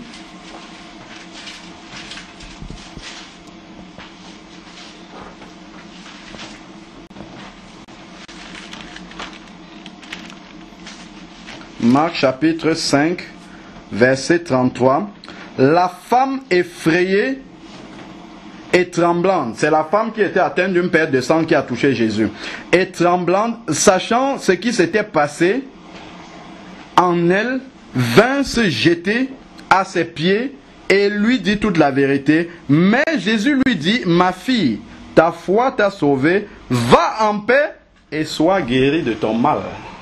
Sois guéri de ton mal. Aucune prière. Toujours des paroles, seulement des paroles d'autorité. Sois guéri, va en paix, étends ta main, et ainsi de suite. Voilà comment Jésus prie pour les malades. Prenons le verset 7, le chapitre 7, verset 32 à 35. Marc 7, verset 32 à 35. Ce qu'on fait là, c'est un exercice qui doit nous délivrer, nous tous, sans exception. Que nous commencions à mettre en application la parole de Dieu et que nous laissons les enseignements humains que nous avons pratiqués jusqu'à présent. Alors, Marc chapitre 7, verset 32. On lui amena un sourd qui avait de la difficulté à parler et on le supplia de lui imposer les mains. Il le prit à l'écart, loin de la foule, lui mit les doigts dans les oreilles et lui toucha la langue avec la salive. Un acte de foi. Puis il leva les yeux vers le ciel, soupira et dit: et Fafa. Et moi je n'ai pas le R dans ma Bible. Ephata, oui, voilà, ok, merci. Ephata, c'est-à-dire ouvre-toi. Il a regardé le ciel, vous avez vu, mais il n'a pas parlé au Père. Nous, si on regarde, on va dire Dieu vient faire. Dieu guérit-le, Dieu fait ceci. Non, il a regardé au ciel, c'est pas qu'il a oublié. Il a regardé au ciel, mais il a prononcé une parole d'autorité. Il dit ouvre-toi, c'est ça le verset. Hein? 34. Voilà, verset 34. Aussitôt ses oreilles s'ouvrirent et sa langue se délia. Aussitôt ses oreilles s'ouvrirent et sa langue se délia et il se mit à parler correctement. Une seule parole, ouvre-toi. Jésus l'a pris à l'écart. Et il a juste posé les mains sur lui, acte de foi. Mis les mains dans les oreilles et il a parlé. et le malade a été guéri. Amen. Amen. Ça, c'est extraordinaire. Hein? Marc 8, on continue. Nous sommes dans Marc, versets 22 à 26. 22 à 26. Parce que vous voyez, souvent on dit, on connaît la Bible. Ah, les évangiles, on connaît de A à Z. Jésus était né à Bethléem, machin, tous les enfants sont montés. Mais quand on lit comme ça, on voit que nous ne sommes pas en train de faire ce qui est écrit là. On voit qu'il y a des évidences comme ça que nous ignorons. Hein. On sait toutes les guérisons que Jésus a accomplies. Mais le mode opératoire, nous ne lisons pas dans les lignes pour voir comment il fait. Quand nous lisons ces versets-là tout doucement, on voit qu'il y a des choses que nous faisons parce que nous survolons ces versets-là à chaque fois, parce que nous les connaissons déjà. C'est ça souvent le problème. Mon frère, quand on était à l'assemblée là-bas, le pasteur, il disait souvent que les chrétiens sont devenus résistants à l'évangile. Vous savez, quand à force de prendre un médicament, finalement, la maladie devient résistante, les microbes deviennent résistants à la maladie, aux médicaments, au traitement. Donc les microbes savent déjà s'adapter au traitement. C'est un peu comme ça que nous sommes devenus. Parce que l'évangile, on l'a tellement entendu que quand on entend ça, nous fait plus rien. Mais quand je regarde ces versets-là, je dis, mais Seigneur, ça fait tellement longtemps que je lis ces versets-ci, mais l'évidence est là devant moi. L'évidence que je ne connais pas, ce que Jésus, la manière dont Jésus prie, c'est une évidence que je ne connais pas. C'est pour ça que je fais autre chose. Au lieu de faire ce que je vois, ce que je lis Jésus faire dans la Bible. Alors, Marc 8, verset 22. Il se rendit à Bethsaïda, on lui amena un aveugle et on le supplia de le toucher. Il prit l'aveugle par la main et le conduisit hors du village. Il prend souvent les aveugles à l'écart. Alors, puis, il lui mit la salive sur les yeux, lui imposa les mains et lui demanda, « Vois-tu quelque chose ?» Il ouvrit les yeux et dit, « Je vois des hommes, mais comme des arbres. » Et il marche. Jésus lui mit à nouveau les mains sur les yeux, et quand l'aveugle regarda fixement, il était rétabli et voyait tout distinctement. Alors Jésus le renvoya dans sa maison en disant, ne rentre pas au village. Encore ici un acte de foi. Il n'a même rien dit en termes de prière. Il lui a seulement mis les mains sur les yeux et il lui demande, est-ce que tu vois des gens? L'aveugle dit non, pas tout à fait net encore. Il met encore les mains et puis c'est fini. Terminé. Bon. Pour l'instant, je n'ai jamais vu ça. Je n'ai jamais vu pratiquer ce que Jésus pratique là. Mais c'est sûr qu'il y a des gens qui font ça. Hein. C'est sûr qu'il y a des chrétiens qui, eux, ont lu ça et ils mettent ça en application tel que c'est écrit. Chapitre 10, verset 46. À propos justement des miracles sans même qu'on ait besoin de prier, j'ai un témoignage et la vidéo est ici. Si un jour on a l'occasion, peut-être je vous montrerai ça. C'est un couple de missionnaires avec qui on servait le Seigneur. Ils ont l'habitude de voyager à l'étranger, justement, faire des séminaires comme ça en plein air d'évangélisation. Et un jour, ils étaient à San Pedro en Côte d'Ivoire. Et là, il y avait un fou, pas de naissance, mais un fou depuis 12 ans, que tout le monde connaissait dans la ville, qui marchait partout, se nourrissait dans les poubelles, et ainsi de suite. C'était un cadre qu'on a rendu fou. Alors, et il était tellement violent. Le jour de la campagne d'évangélisation, on lui a mis des menottes et on est venu le déposer sur une natte quelque part pendant la campagne. Et le frère était en train de prêcher. Pendant qu'il est en train de prêcher, le fou à un moment, il se lève et il demande aux sœurs qui sont à côté de lui si on peut lui enlever les menottes parce qu'il a faim. Il s'est levé. Il est monté à l'estrade et il a commencé à donner son témoignage. Il a commencé à dire comment il a vu les démons sortir de lui. On n'a pas prié pour lui. C'est pour ça que je dis que ces miracles-là, ça existe encore de nos jours. Le frère même qui prêchait était tellement abasourdi parce que après il a prié pour les malades. Et il y a eu des guérisons, des sourds, des paralytiques. Mais celui-là, on n'a pas prié pour lui. Seulement la prédication de la parole de Dieu. Juste ça, les images sont là. On peut voir ça en vidéo, c'est là. Juste en écoutant la parole de Dieu, c'est tombé dans les oreilles de celui qui était couché là, qui était fou, et les démons sont partis de lui parce que la parole de Dieu est rentrée là-dedans. C'est quelque chose qui existe encore aujourd'hui. Parce que le frère qui est en train de prêcher a la foi dans la parole qu'il prêche là. Il sait que cette parole-là a le pouvoir de délivrer. C'est pour ça quand il finit la prédication, après il prie pour les malades. Et les malades sont effectivement guéris. Parce que, justement, les guérisons viennent en confirmation de la parole qui a été prêchée. Amen. Si on prend Bartimée, c'est exactement la même chose. Marc chapitre 10, verset 46. On voit tout cela tout au long de la Bible. Les autres versets, je vais juste vous donner, vous regarderez. On va finir pour Jésus là-dessus. Chapitre 46, il arrivait à Jéricho. Et lorsque Jésus en sortit avec ses disciples, une assez grande foule, je vais recommencer. Ils arrivaient à Jéricho et lorsque Jésus en sortit avec ses disciples et une assez grande foule, un mendiant aveugle, Bartimée, fils de Timée, était assis au bord du chemin. Il entendit que c'était Jésus de Nazareth et il se mit à crier, « Fils de David, Jésus, aie pitié de moi. » Plusieurs lui faisaient des reproches pour le faire taire. Mais il criait d'autant plus, la foi, il criait d'autant plus, « Fils de David, aie pitié de moi. » Jésus s'arrêta et dit, « Appelez-le. » Il appelait l'aveugle en lui disant, « Prends courage, lève-toi, il t'appelle. » L'aveugle se jeta son manteau, se leva d'un bond et vint vers Jésus.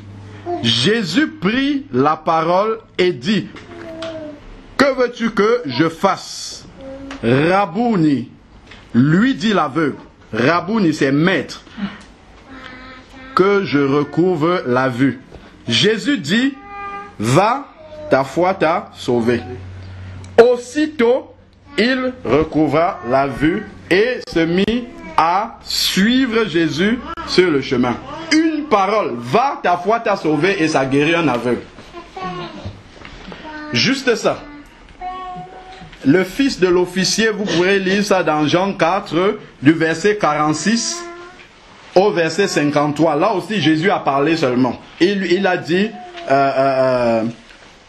une parole et ça suffit pour guérir. Donc là, nous voyons que la manière dont Jésus guérit les malades, c'est soit un acte de foi, soit une parole d'autorité, ou les deux.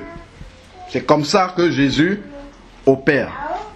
Prenons maintenant les apôtres, qui sont les modèles des disciples de Jésus, qui ont marché premièrement à la suite de Jésus, et nous devenons justement les imitateurs de ces apôtres-là, parce que eux, ils ont fait exactement ce que Jésus faisait, ils étaient des vrais disciples.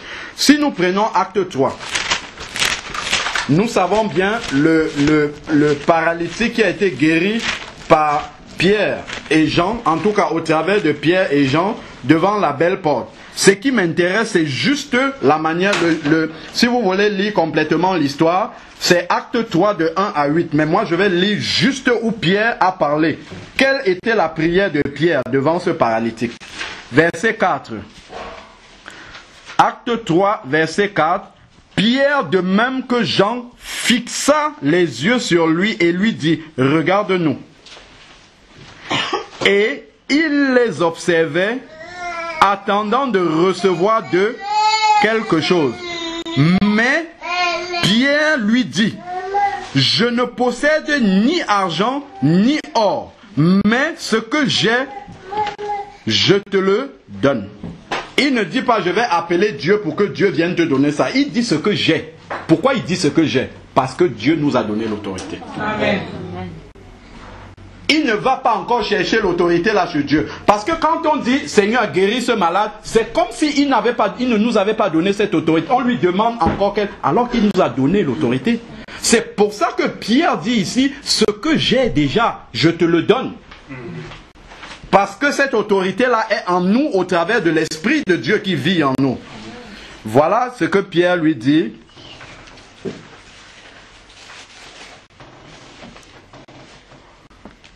Mais ce que j'ai, je te le donne au nom de Jésus. Donc il dit le nom qui lui donne cette autorité-là. Au nom de Jésus de Nazareth, lève-toi et marche. Amen. Une parole d'autorité. Lève-toi et marche. Là, il parle directement à la paralysie qui est là. Lève-toi et marche. C'est comme si paralysie sort de ce corps-là maintenant. C'est ce qu'il est en train de dire. Ensuite, dans une parole d'autorité, verset 7, le saisissant par la main. Ce n'est pas qu'il dit lève-toi et marche et puis regarde ce qu'il... On voit vraiment que Pierre croit dans les mots qu'il vient de dire. Parce qu'une fois qu'il a dit ça, il est tellement sûr que ça va marcher qu'il prend la main du paralytique. Tout de suite. Il n'attend pas de réfléchir pour voir si vraiment les pieds sont en train de devenir fermes. Non, tout de suite, dès qu'il a fini les mots, il tient la main et il lève le paralytique.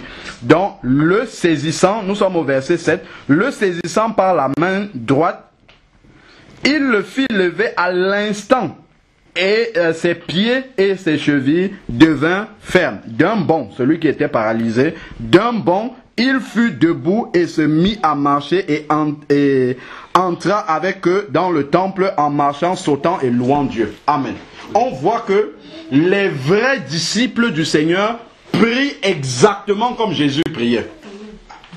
Ce n'est même pas prier, c'est prendre une autorité exactement comme Jésus. C'est le même mode opératoire, une parole de foi avec un acte de foi, ou l'un ou l'autre.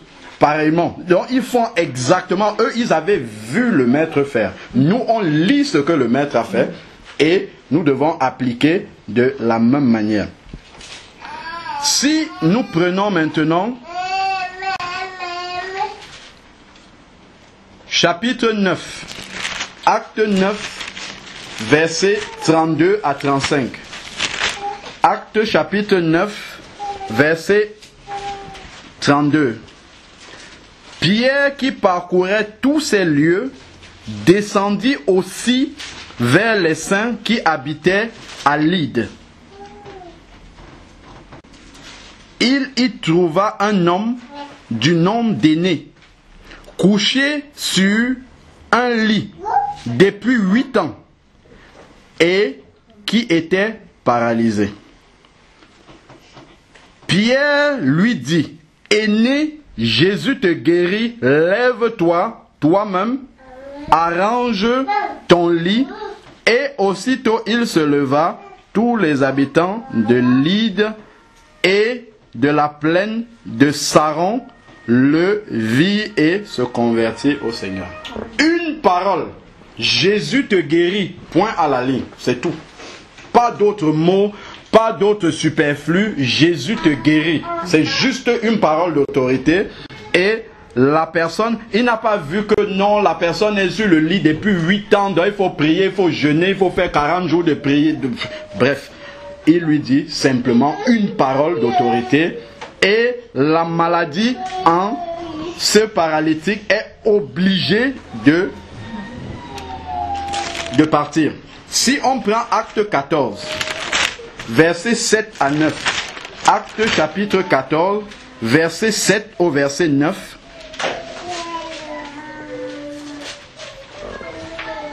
Je crois que si on veut prier pour les malades, il est bien de remettre ces versets-là devant nous, si on est malade nous-mêmes. Remettre ces versets-là devant nous et lire ça tout à fait doucement, doucement, doucement. Et l'Esprit de Dieu va renouveler notre intelligence. Et là, nous allons commencer à croire ce que nous lisons. Acte 14, versets 7 à 9. Il est dit,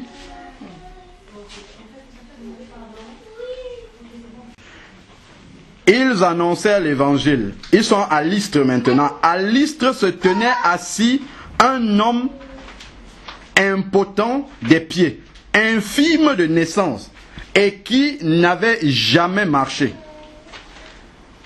Il écoutait Paul, qui fixa les regards sur lui, et qui, voyant qu'il avait la foi pour être guéri, pour être sauvé, dit d'une voix forte, lève-toi droit sur tes pieds. Il se leva d'un bond et se mit à marcher. Je rappelle que les disciples Pierre, Jean ont marché avec Jésus et ont vu Jésus agir. Paul n'a pas marché avec Jésus, mais il fait exactement la même chose. C'est un vrai disciple. Il prie exactement comme les autres. Une parole d'autorité, lève-toi.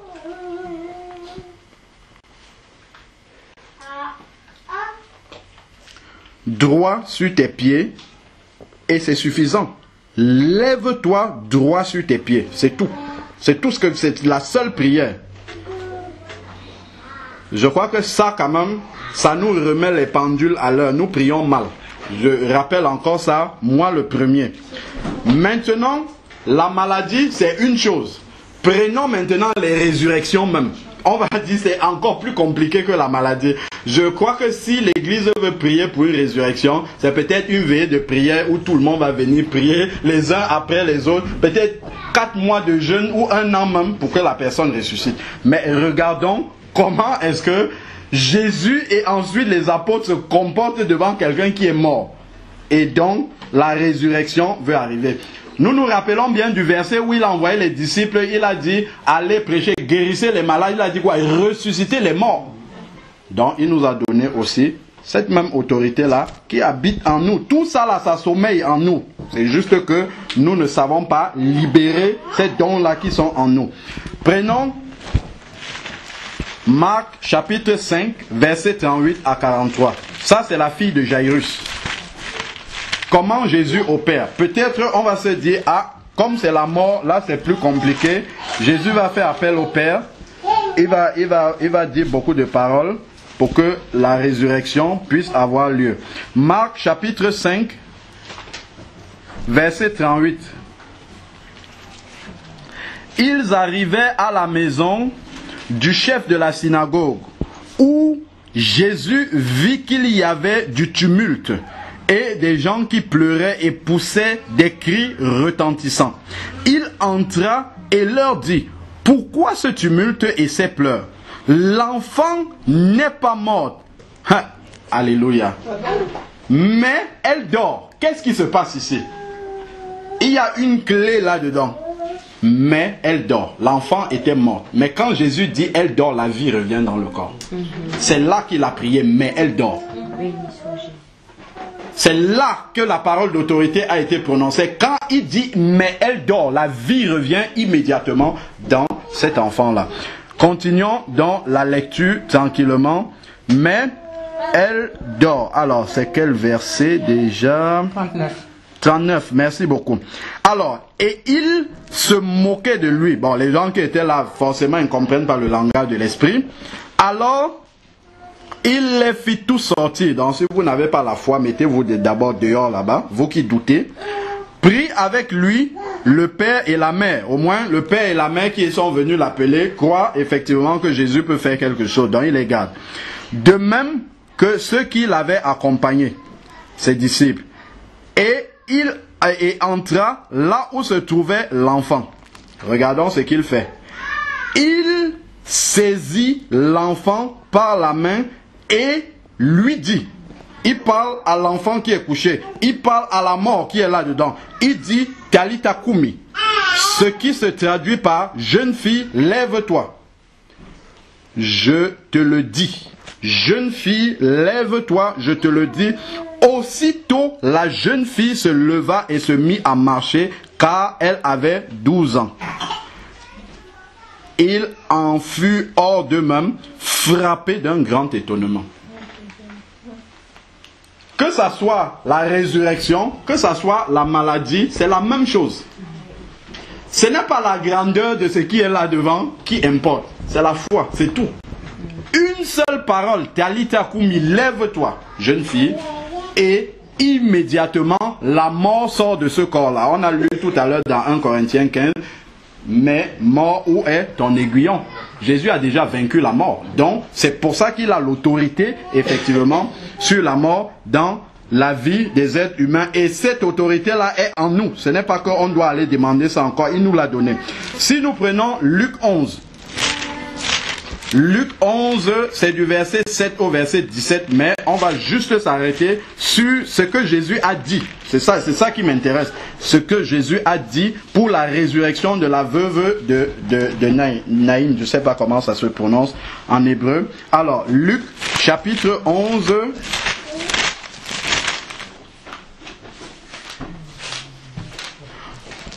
Je donne tous ces versets exhaustifs-là pour bien nous montrer que notre façon de faire n'est nulle part dans la Bible. C'est pour ça que je donne beaucoup de versets pour qu'on voit vraiment est-ce que la manière dont on fait là, c'est dans la Bible. Non. Alors, Luc 11, versets 7 à 17. Alors...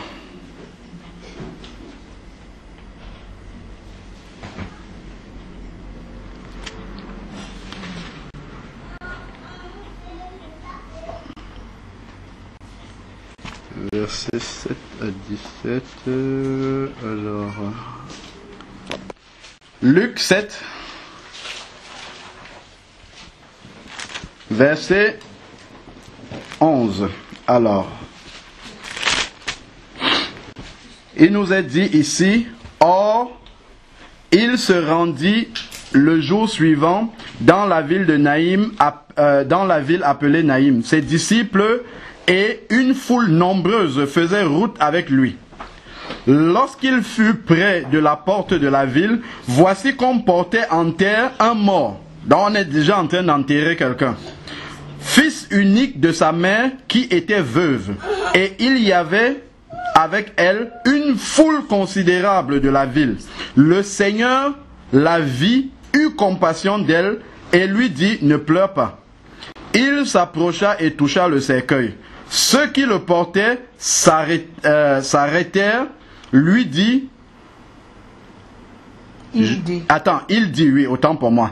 Il dit, jeune homme, je te le dis, lève-toi. Un acte de foi, il touche le cercueil et il parle. Il dit, jeune homme, il parle à qui? Il parle à la mort qui est dans le jeune homme là. Il dit, jeune homme, je te le dis, lève-toi. Et le mort s'assit et se mit à parler. Jésus le rendit à sa mère. Amen. Si on prend Lazare, là alors c'est encore plus grave. plus grave au sens de la simplicité. C'est encore plus simple. Si on prend la résurrection de Lazare, Jean 11, là c'est extraordinaire. Jean 11, versets 39 à 46, mais on va juste lire ce que Jésus a dit.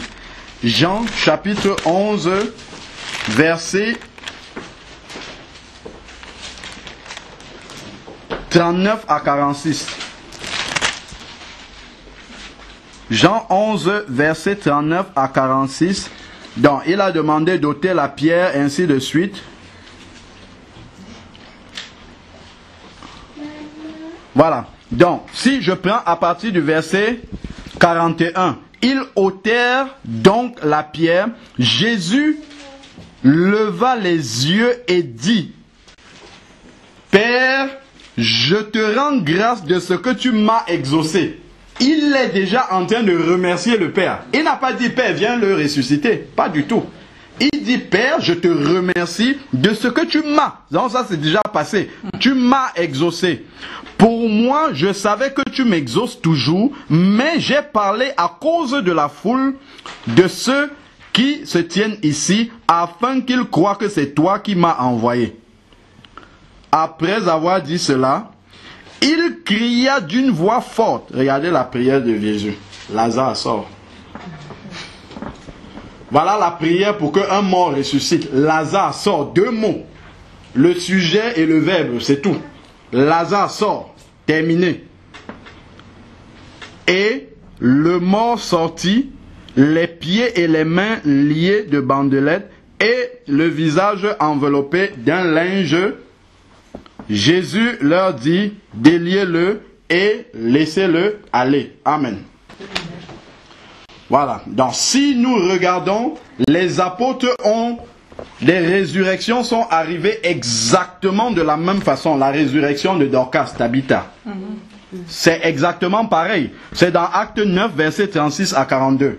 Quand Pierre est arrivé dans la ville de Tabitha, c'est exactement de la même façon qu'il a opéré. Il n'a pas opéré d'une autre façon. Acte chapitre 9, versets 36 à 42.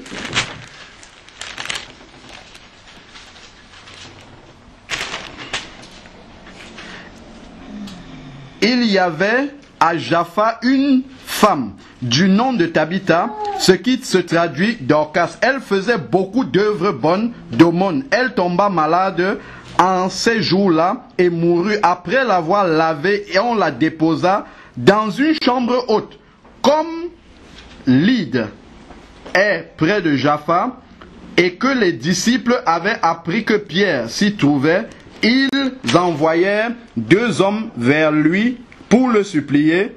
Ne tarde pas à passer jusqu'à chez nous. Donc ils avaient la foi en plus. Pierre se leva et partit avec eux. Lorsqu'il fut arrivé, on lui fit monter dans la chambre haute. Toutes les veuves s'approchèrent en pleurant et lui montraient les tuniques et les manteaux que faisait Dorcas lorsqu'elle était avec elle. Pierre mit dehors tout le monde. Regardez ce qu'il fait. Les incrédules restaient dehors d'abord. C'est ce que Jésus a fait chez Jairus. Même chose. Pierre mit dehors tout le monde, s'agenouilla et pria, puis il se tourna vers le corps. Vous avez vu? Il s'agenouille, il prie d'abord, il ne prie pas pour le corps. Il se connecte d'abord et après maintenant, quand il vient devant le corps, il va faire une chose. Il va dire, Tabitha, lève-toi. Tabitha, lève-toi. Voilà comment il prie. Tabitha, lève-toi. Alors, elle ouvrit les yeux et, voyant Pierre, elle s'assit. Il lui donna la main et la fit lever. Il appela ensuite les saints et les veuves et la leur présenta vivante. Amen. Voilà les vrais disciples du Seigneur en train de mettre en exécution la parole de Dieu. Bon, pour ceux qui n'étaient pas là vendredi, je vous avais dit, j'ai fait une partie du message vendredi. Je vais donner cette partie-là pour ceux qui n'étaient pas là. Et pour ceux qui sont là, c'est une répétition. Alors, acte 20, ça c'est Eutychus. Avec Paul. Paul aussi, qui est un disciple, et on sait qu'il n'a pas été dans la même école, on peut dire ça entre guillemets, que les autres apôtres. Acte 20, versets 7 à 12. Acte 20, versets 7 à 12. Le premier jour de la semaine, nous étions assemblés pour rompre le pain. Paul, qui devait partir le lendemain, s'entretenait avec les disciples, les assistants, et il prolongea son discours jusqu'à minuit. Il y avait un assez grand nombre de lampes dans la chambre haute où ils étaient assemblés. Déjà, il y a plusieurs choses qu'on peut voir là-dedans, qui est en dehors de notre message. On voit que c'était dans la chambre haute, donc c'est dans une maison qu'ils sont assemblés. Ça, c'est la première chose. Il y avait beaucoup de lampes et il a prolongé son discours jusqu'à minuit. Amen. Souvent, j'ai entendu dire qu'il ne faut pas qu'une prédication aille au-delà de 15 minutes parce que 15 minutes après, les gens ne sont plus attentifs. Ça, c'est un contre-exemple ici, là. Ça, c'est dans la Bible. Ça, c'est ce qu'on lit dans la Bible. Il a prolongé son discours jusqu'à minuit. Ensuite, il y a quelque chose à remarquer. Acte des apôtres, c'est l'église primitive. C'est le début de l'église. C'est des jeunes convertis. Il prêche à des jeunes convertis jusqu'à minuit. Il ne dit pas, oh, ça suffit pour aujourd'hui. On va laisser, sinon ils vont tout mélanger, ils ne vont rien comprendre. Tant que l'Esprit de Dieu parle, il laisse sortir ce qu'il parle. Alors, continuons. On va voir que c'est même plus grave que minuit encore. Il y avait un assez grand nombre, je suis au verset 8, acte 20, verset 8. Il y avait un assez grand nombre de lampes dans la chambre haute où ils étaient assemblés. On voit aussi qu'ils sont en train de rompre le pain la nuit. Jésus aussi a rompu le pain la nuit. On fait les veillées de prière dans les assemblées, mais je ne sais pas pourquoi on n'a jamais pensé qu'on peut rompre le pain pendant les veillées de prière. C'est dans la Bible. On ne dit pas qu'il faut systématiquement le faire, mais c'est possible. Alors, continuons. Or, un jeune homme du nom de Tychus, assis sur le bord de la fenêtre, fut pris d'un profond sommeil pendant que Paul prolongeait son entretien, son discours.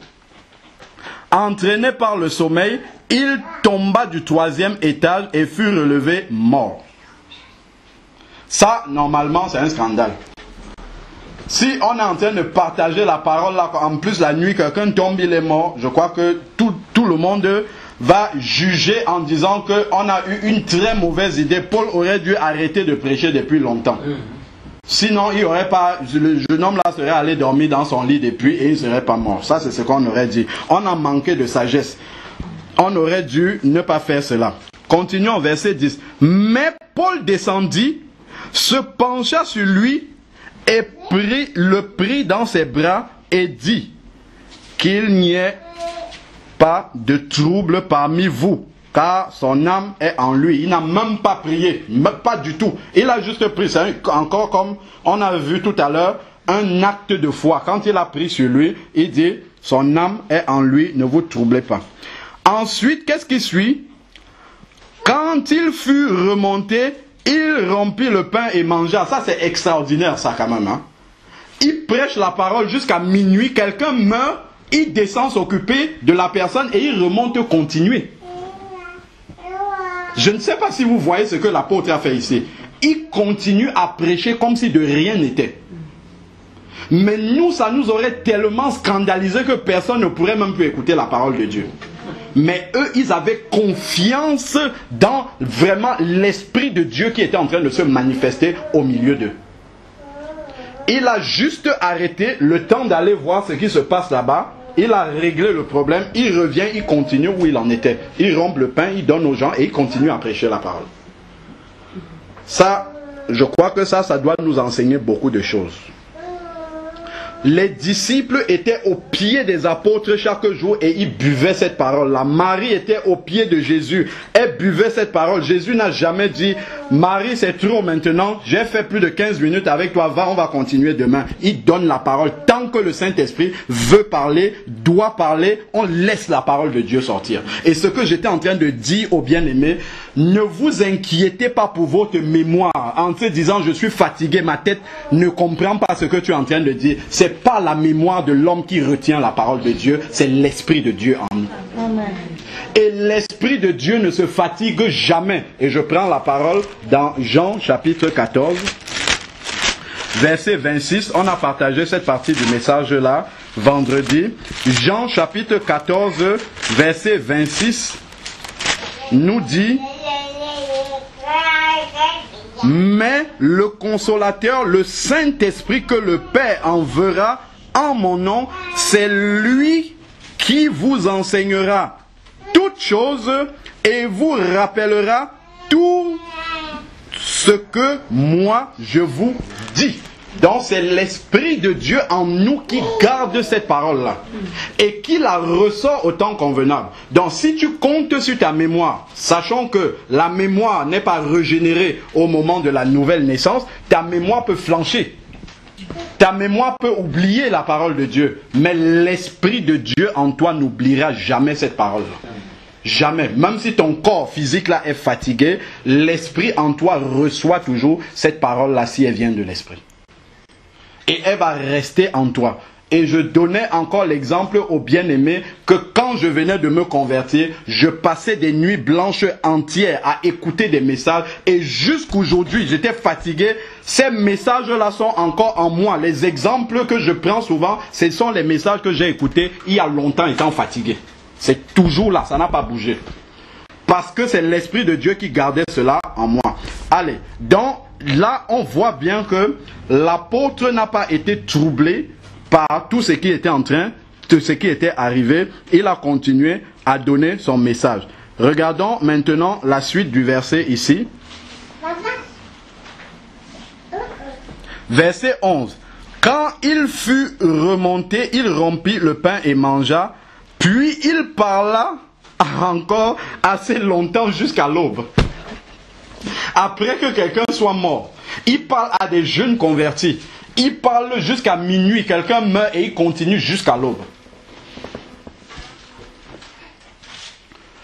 Parce qu'il connaissait la puissance de la parole de Dieu. Et ça, je crois qu'on a perdu cela. Moi, encore pire, quand on était à l'assemblée là-bas. Souvent, je suis en train de prêcher, le pasteur vient, il me glisse un papier, arrête de parler. Où les gens te font ça, arrête. Et on attend que l'Esprit de Dieu agisse comme ça agissait, comme il agissait dans l'église primitive. Pas du tout, on n'a pas la même soif. Là, dans la chambre haute, il y avait les mamans avec les bébés comme ça, il y avait les familles, les gens étaient là toute la nuit avec les lampes. Ils écoutaient, ils avaient soif, ils voulaient cette parole-là. Mais nous, on veut un peu de la parole avec plein de miracles. Pas du tout, ça ne marche pas. La parole doit être reçue, entendue pour que la foi grandisse et que quand nous allons prier, que ça produise la même chose. Amen. Sinon, on n'aura pas ça. On n'a que ce qu'on donne également. C'est-à-dire que ce qu'on est prêt à s'offrir pour le Seigneur, c'est en retour. Il donne la même chose. Si nous sommes prêts à recevoir cette parole-là, manger cette parole, rester devant un verset toute la nuit parce qu'on n'a pas compris, là, le Seigneur nous éclairera. Ça, c'est clair. Le Seigneur nous éclairera. Mais si on veut venir avec les demi-mesures, le Seigneur répond avec les demi-mesures. Ça, il n'y a pas de magie là-dessus. C'est comme ça, c'est la parole de Dieu. Alors, conclusion maintenant de tout ce que nous avons lu là. Ce que moi je vois dans tout ce que nous avons lu là, c'est que Jésus ne s'adresse pas à Dieu quand il prie. Ça, on a tous vu. Il parle directement à la maladie. Il parle directement à la mort qui est là dans la personne. Parce que si nous avons lu dans Ésaïe 53, verset 6, on a dit, c'est dans ces meurtrissures que nous sommes guéris. Ça veut dire que c'est déjà accompli. Donc, quand je prie pour un chrétien, je demande juste au Seigneur la manifestation de la guérison. Je ne lui demande pas de l'accomplir, parce que c'est déjà accompli il y a 2000 ans. Je lui demande simplement de manifester cette guérison-là. Et qu'est-ce qui va amener la manifestation de la guérison? Hébreux 11, verset 1, parle de la foi et définit la foi comme étant quoi? Alors, Hébreux 11, verset 1. Nous dit, or, la foi, c'est l'assurance des choses qu'on espère, la démonstration de celles qu'on ne voit pas. Nous savons que Ésaïe 53, verset 6, nous dit que nous sommes guéris dans ces meurtrissures. La foi maintenant va amener à la manifestation ce que les yeux ne voient pas encore, mais qui est déjà accompli il y a 2000 ans sur la croix de Golgotha. Si nous prenons 1 Pierre 2 verset 24, il nous dit la même chose que nous sommes, et on va même encore voir le temps, hein, toujours. Pierre aussi a repris ça. 1 Pierre chapitre 2 verset 24, Pierre a repris également ce verset là. Il dit, lui qui a porté nos péchés en son corps sur le bois, afin que, mort à nos péchés, nous vivions pour la justice, lui dont les meurtrissures nous a guéris. Voilà, Pierre, il a repris ce passage-là d'Ésaïe et il a conjugué ça dans le même temps. Il nous a guéris, c'est pas il va nous guérir. Donc, ça veut dire que, étant déjà accompli, il y a 2000 ans, nous prions juste pour que Dieu le manifeste. Amen. Mais par contre, la manière dont nous prions là, c'est pas une manière étrangère à la Bible, mais sauf que nous prions comme les Israélites. Les Israélites priaient pour que Dieu vienne guérir leurs malades. Et c'est normal, ils n'avaient pas l'autorité. Ils n'avaient pas l'Esprit de Dieu en eux. C'est normal qu'eux ils prient comme ça. Mais nous ne pouvons pas prier comme ça alors que Jésus est mort à la croix et il nous a donné cette autorité-là. Donc c'est pour ça qu'on doit faire cette différence. Quand je vois par exemple 2 Rois 20 du verset 1 à 6 ou Psaume 6 verset 3 nous montre la manière dont les Israélites priaient. Donc ils appelaient Dieu au secours pour les maladies. Mais nous, c'est pas la même chose. C'est une autorité qui a été donnée par le Seigneur que nous devons exercer sur la maladie. Donc il ne faut pas que nous prions comme les Israélites. Nous nous retrouvons devant le malade et on commence à multiplier des paroles à Dieu. Tout ce que Dieu va dire à ce moment-là, c'est que je t'ai déjà donné l'autorité. Parle à la maladie qui est là, qu'elle s'en aille, au nom de Jésus. C'est tout ce qu'il peut dire. Il ne va plus venir faire quelque chose. Il l'a déjà fait. Il l'a déjà accompli. Il n'y a rien qui va venir faire là à ce moment-là. Donc nous devons exercer cette autorité-là de la même façon que nous chassons les démons. Ça, nous savons bien le faire. Mais pour la maladie, on a encore du mal. Alors, et également, quelque chose qu'on a dit aussi mercredi et que vous avez vu là, on a lu quand même beaucoup de versets sur la guérison, autant dans l'église primitive que dans le ministère de Jésus. Jamais je n'ai vu un apôtre où Jésus priait 2 fois pour la maladie. Jamais. Ça n'existe pas. Ça c'est anti-biblique même, puisque ça n'existe pas dans la Bible. Il prie une fois et c'est terminé. Terminé. On ne prie pas 2 fois pour la maladie. Mais tu peux toujours, hein, c'est pas que Dieu va te punir. Si tu peux toujours, mais ça ne va rien changer. C'est un manque de foi. Il ne prie pas 2 fois pour la maladie, une fois, et maintenant on attend de recevoir dans la foi la réponse à cette prière-là. Donc il y a cette étape-là d'attendre. De la même façon, on ne voit jamais Jésus ni les apôtres jeûner pour la maladie. Pas du tout. Ça n'existe pas ça dans la Bible. On peut toujours le faire si on veut. Qu'est-ce qui va se passer? C'est juste que pendant le jeûne, la foi va grandir. Si on lit la parole de Dieu, à ce moment-là, ça va faire grandir notre foi. C'est tout. Mais ce n'est pas le jeûne qui guérit, ce sont les meurtrissures de Jésus. Amen. J'en ai terminé.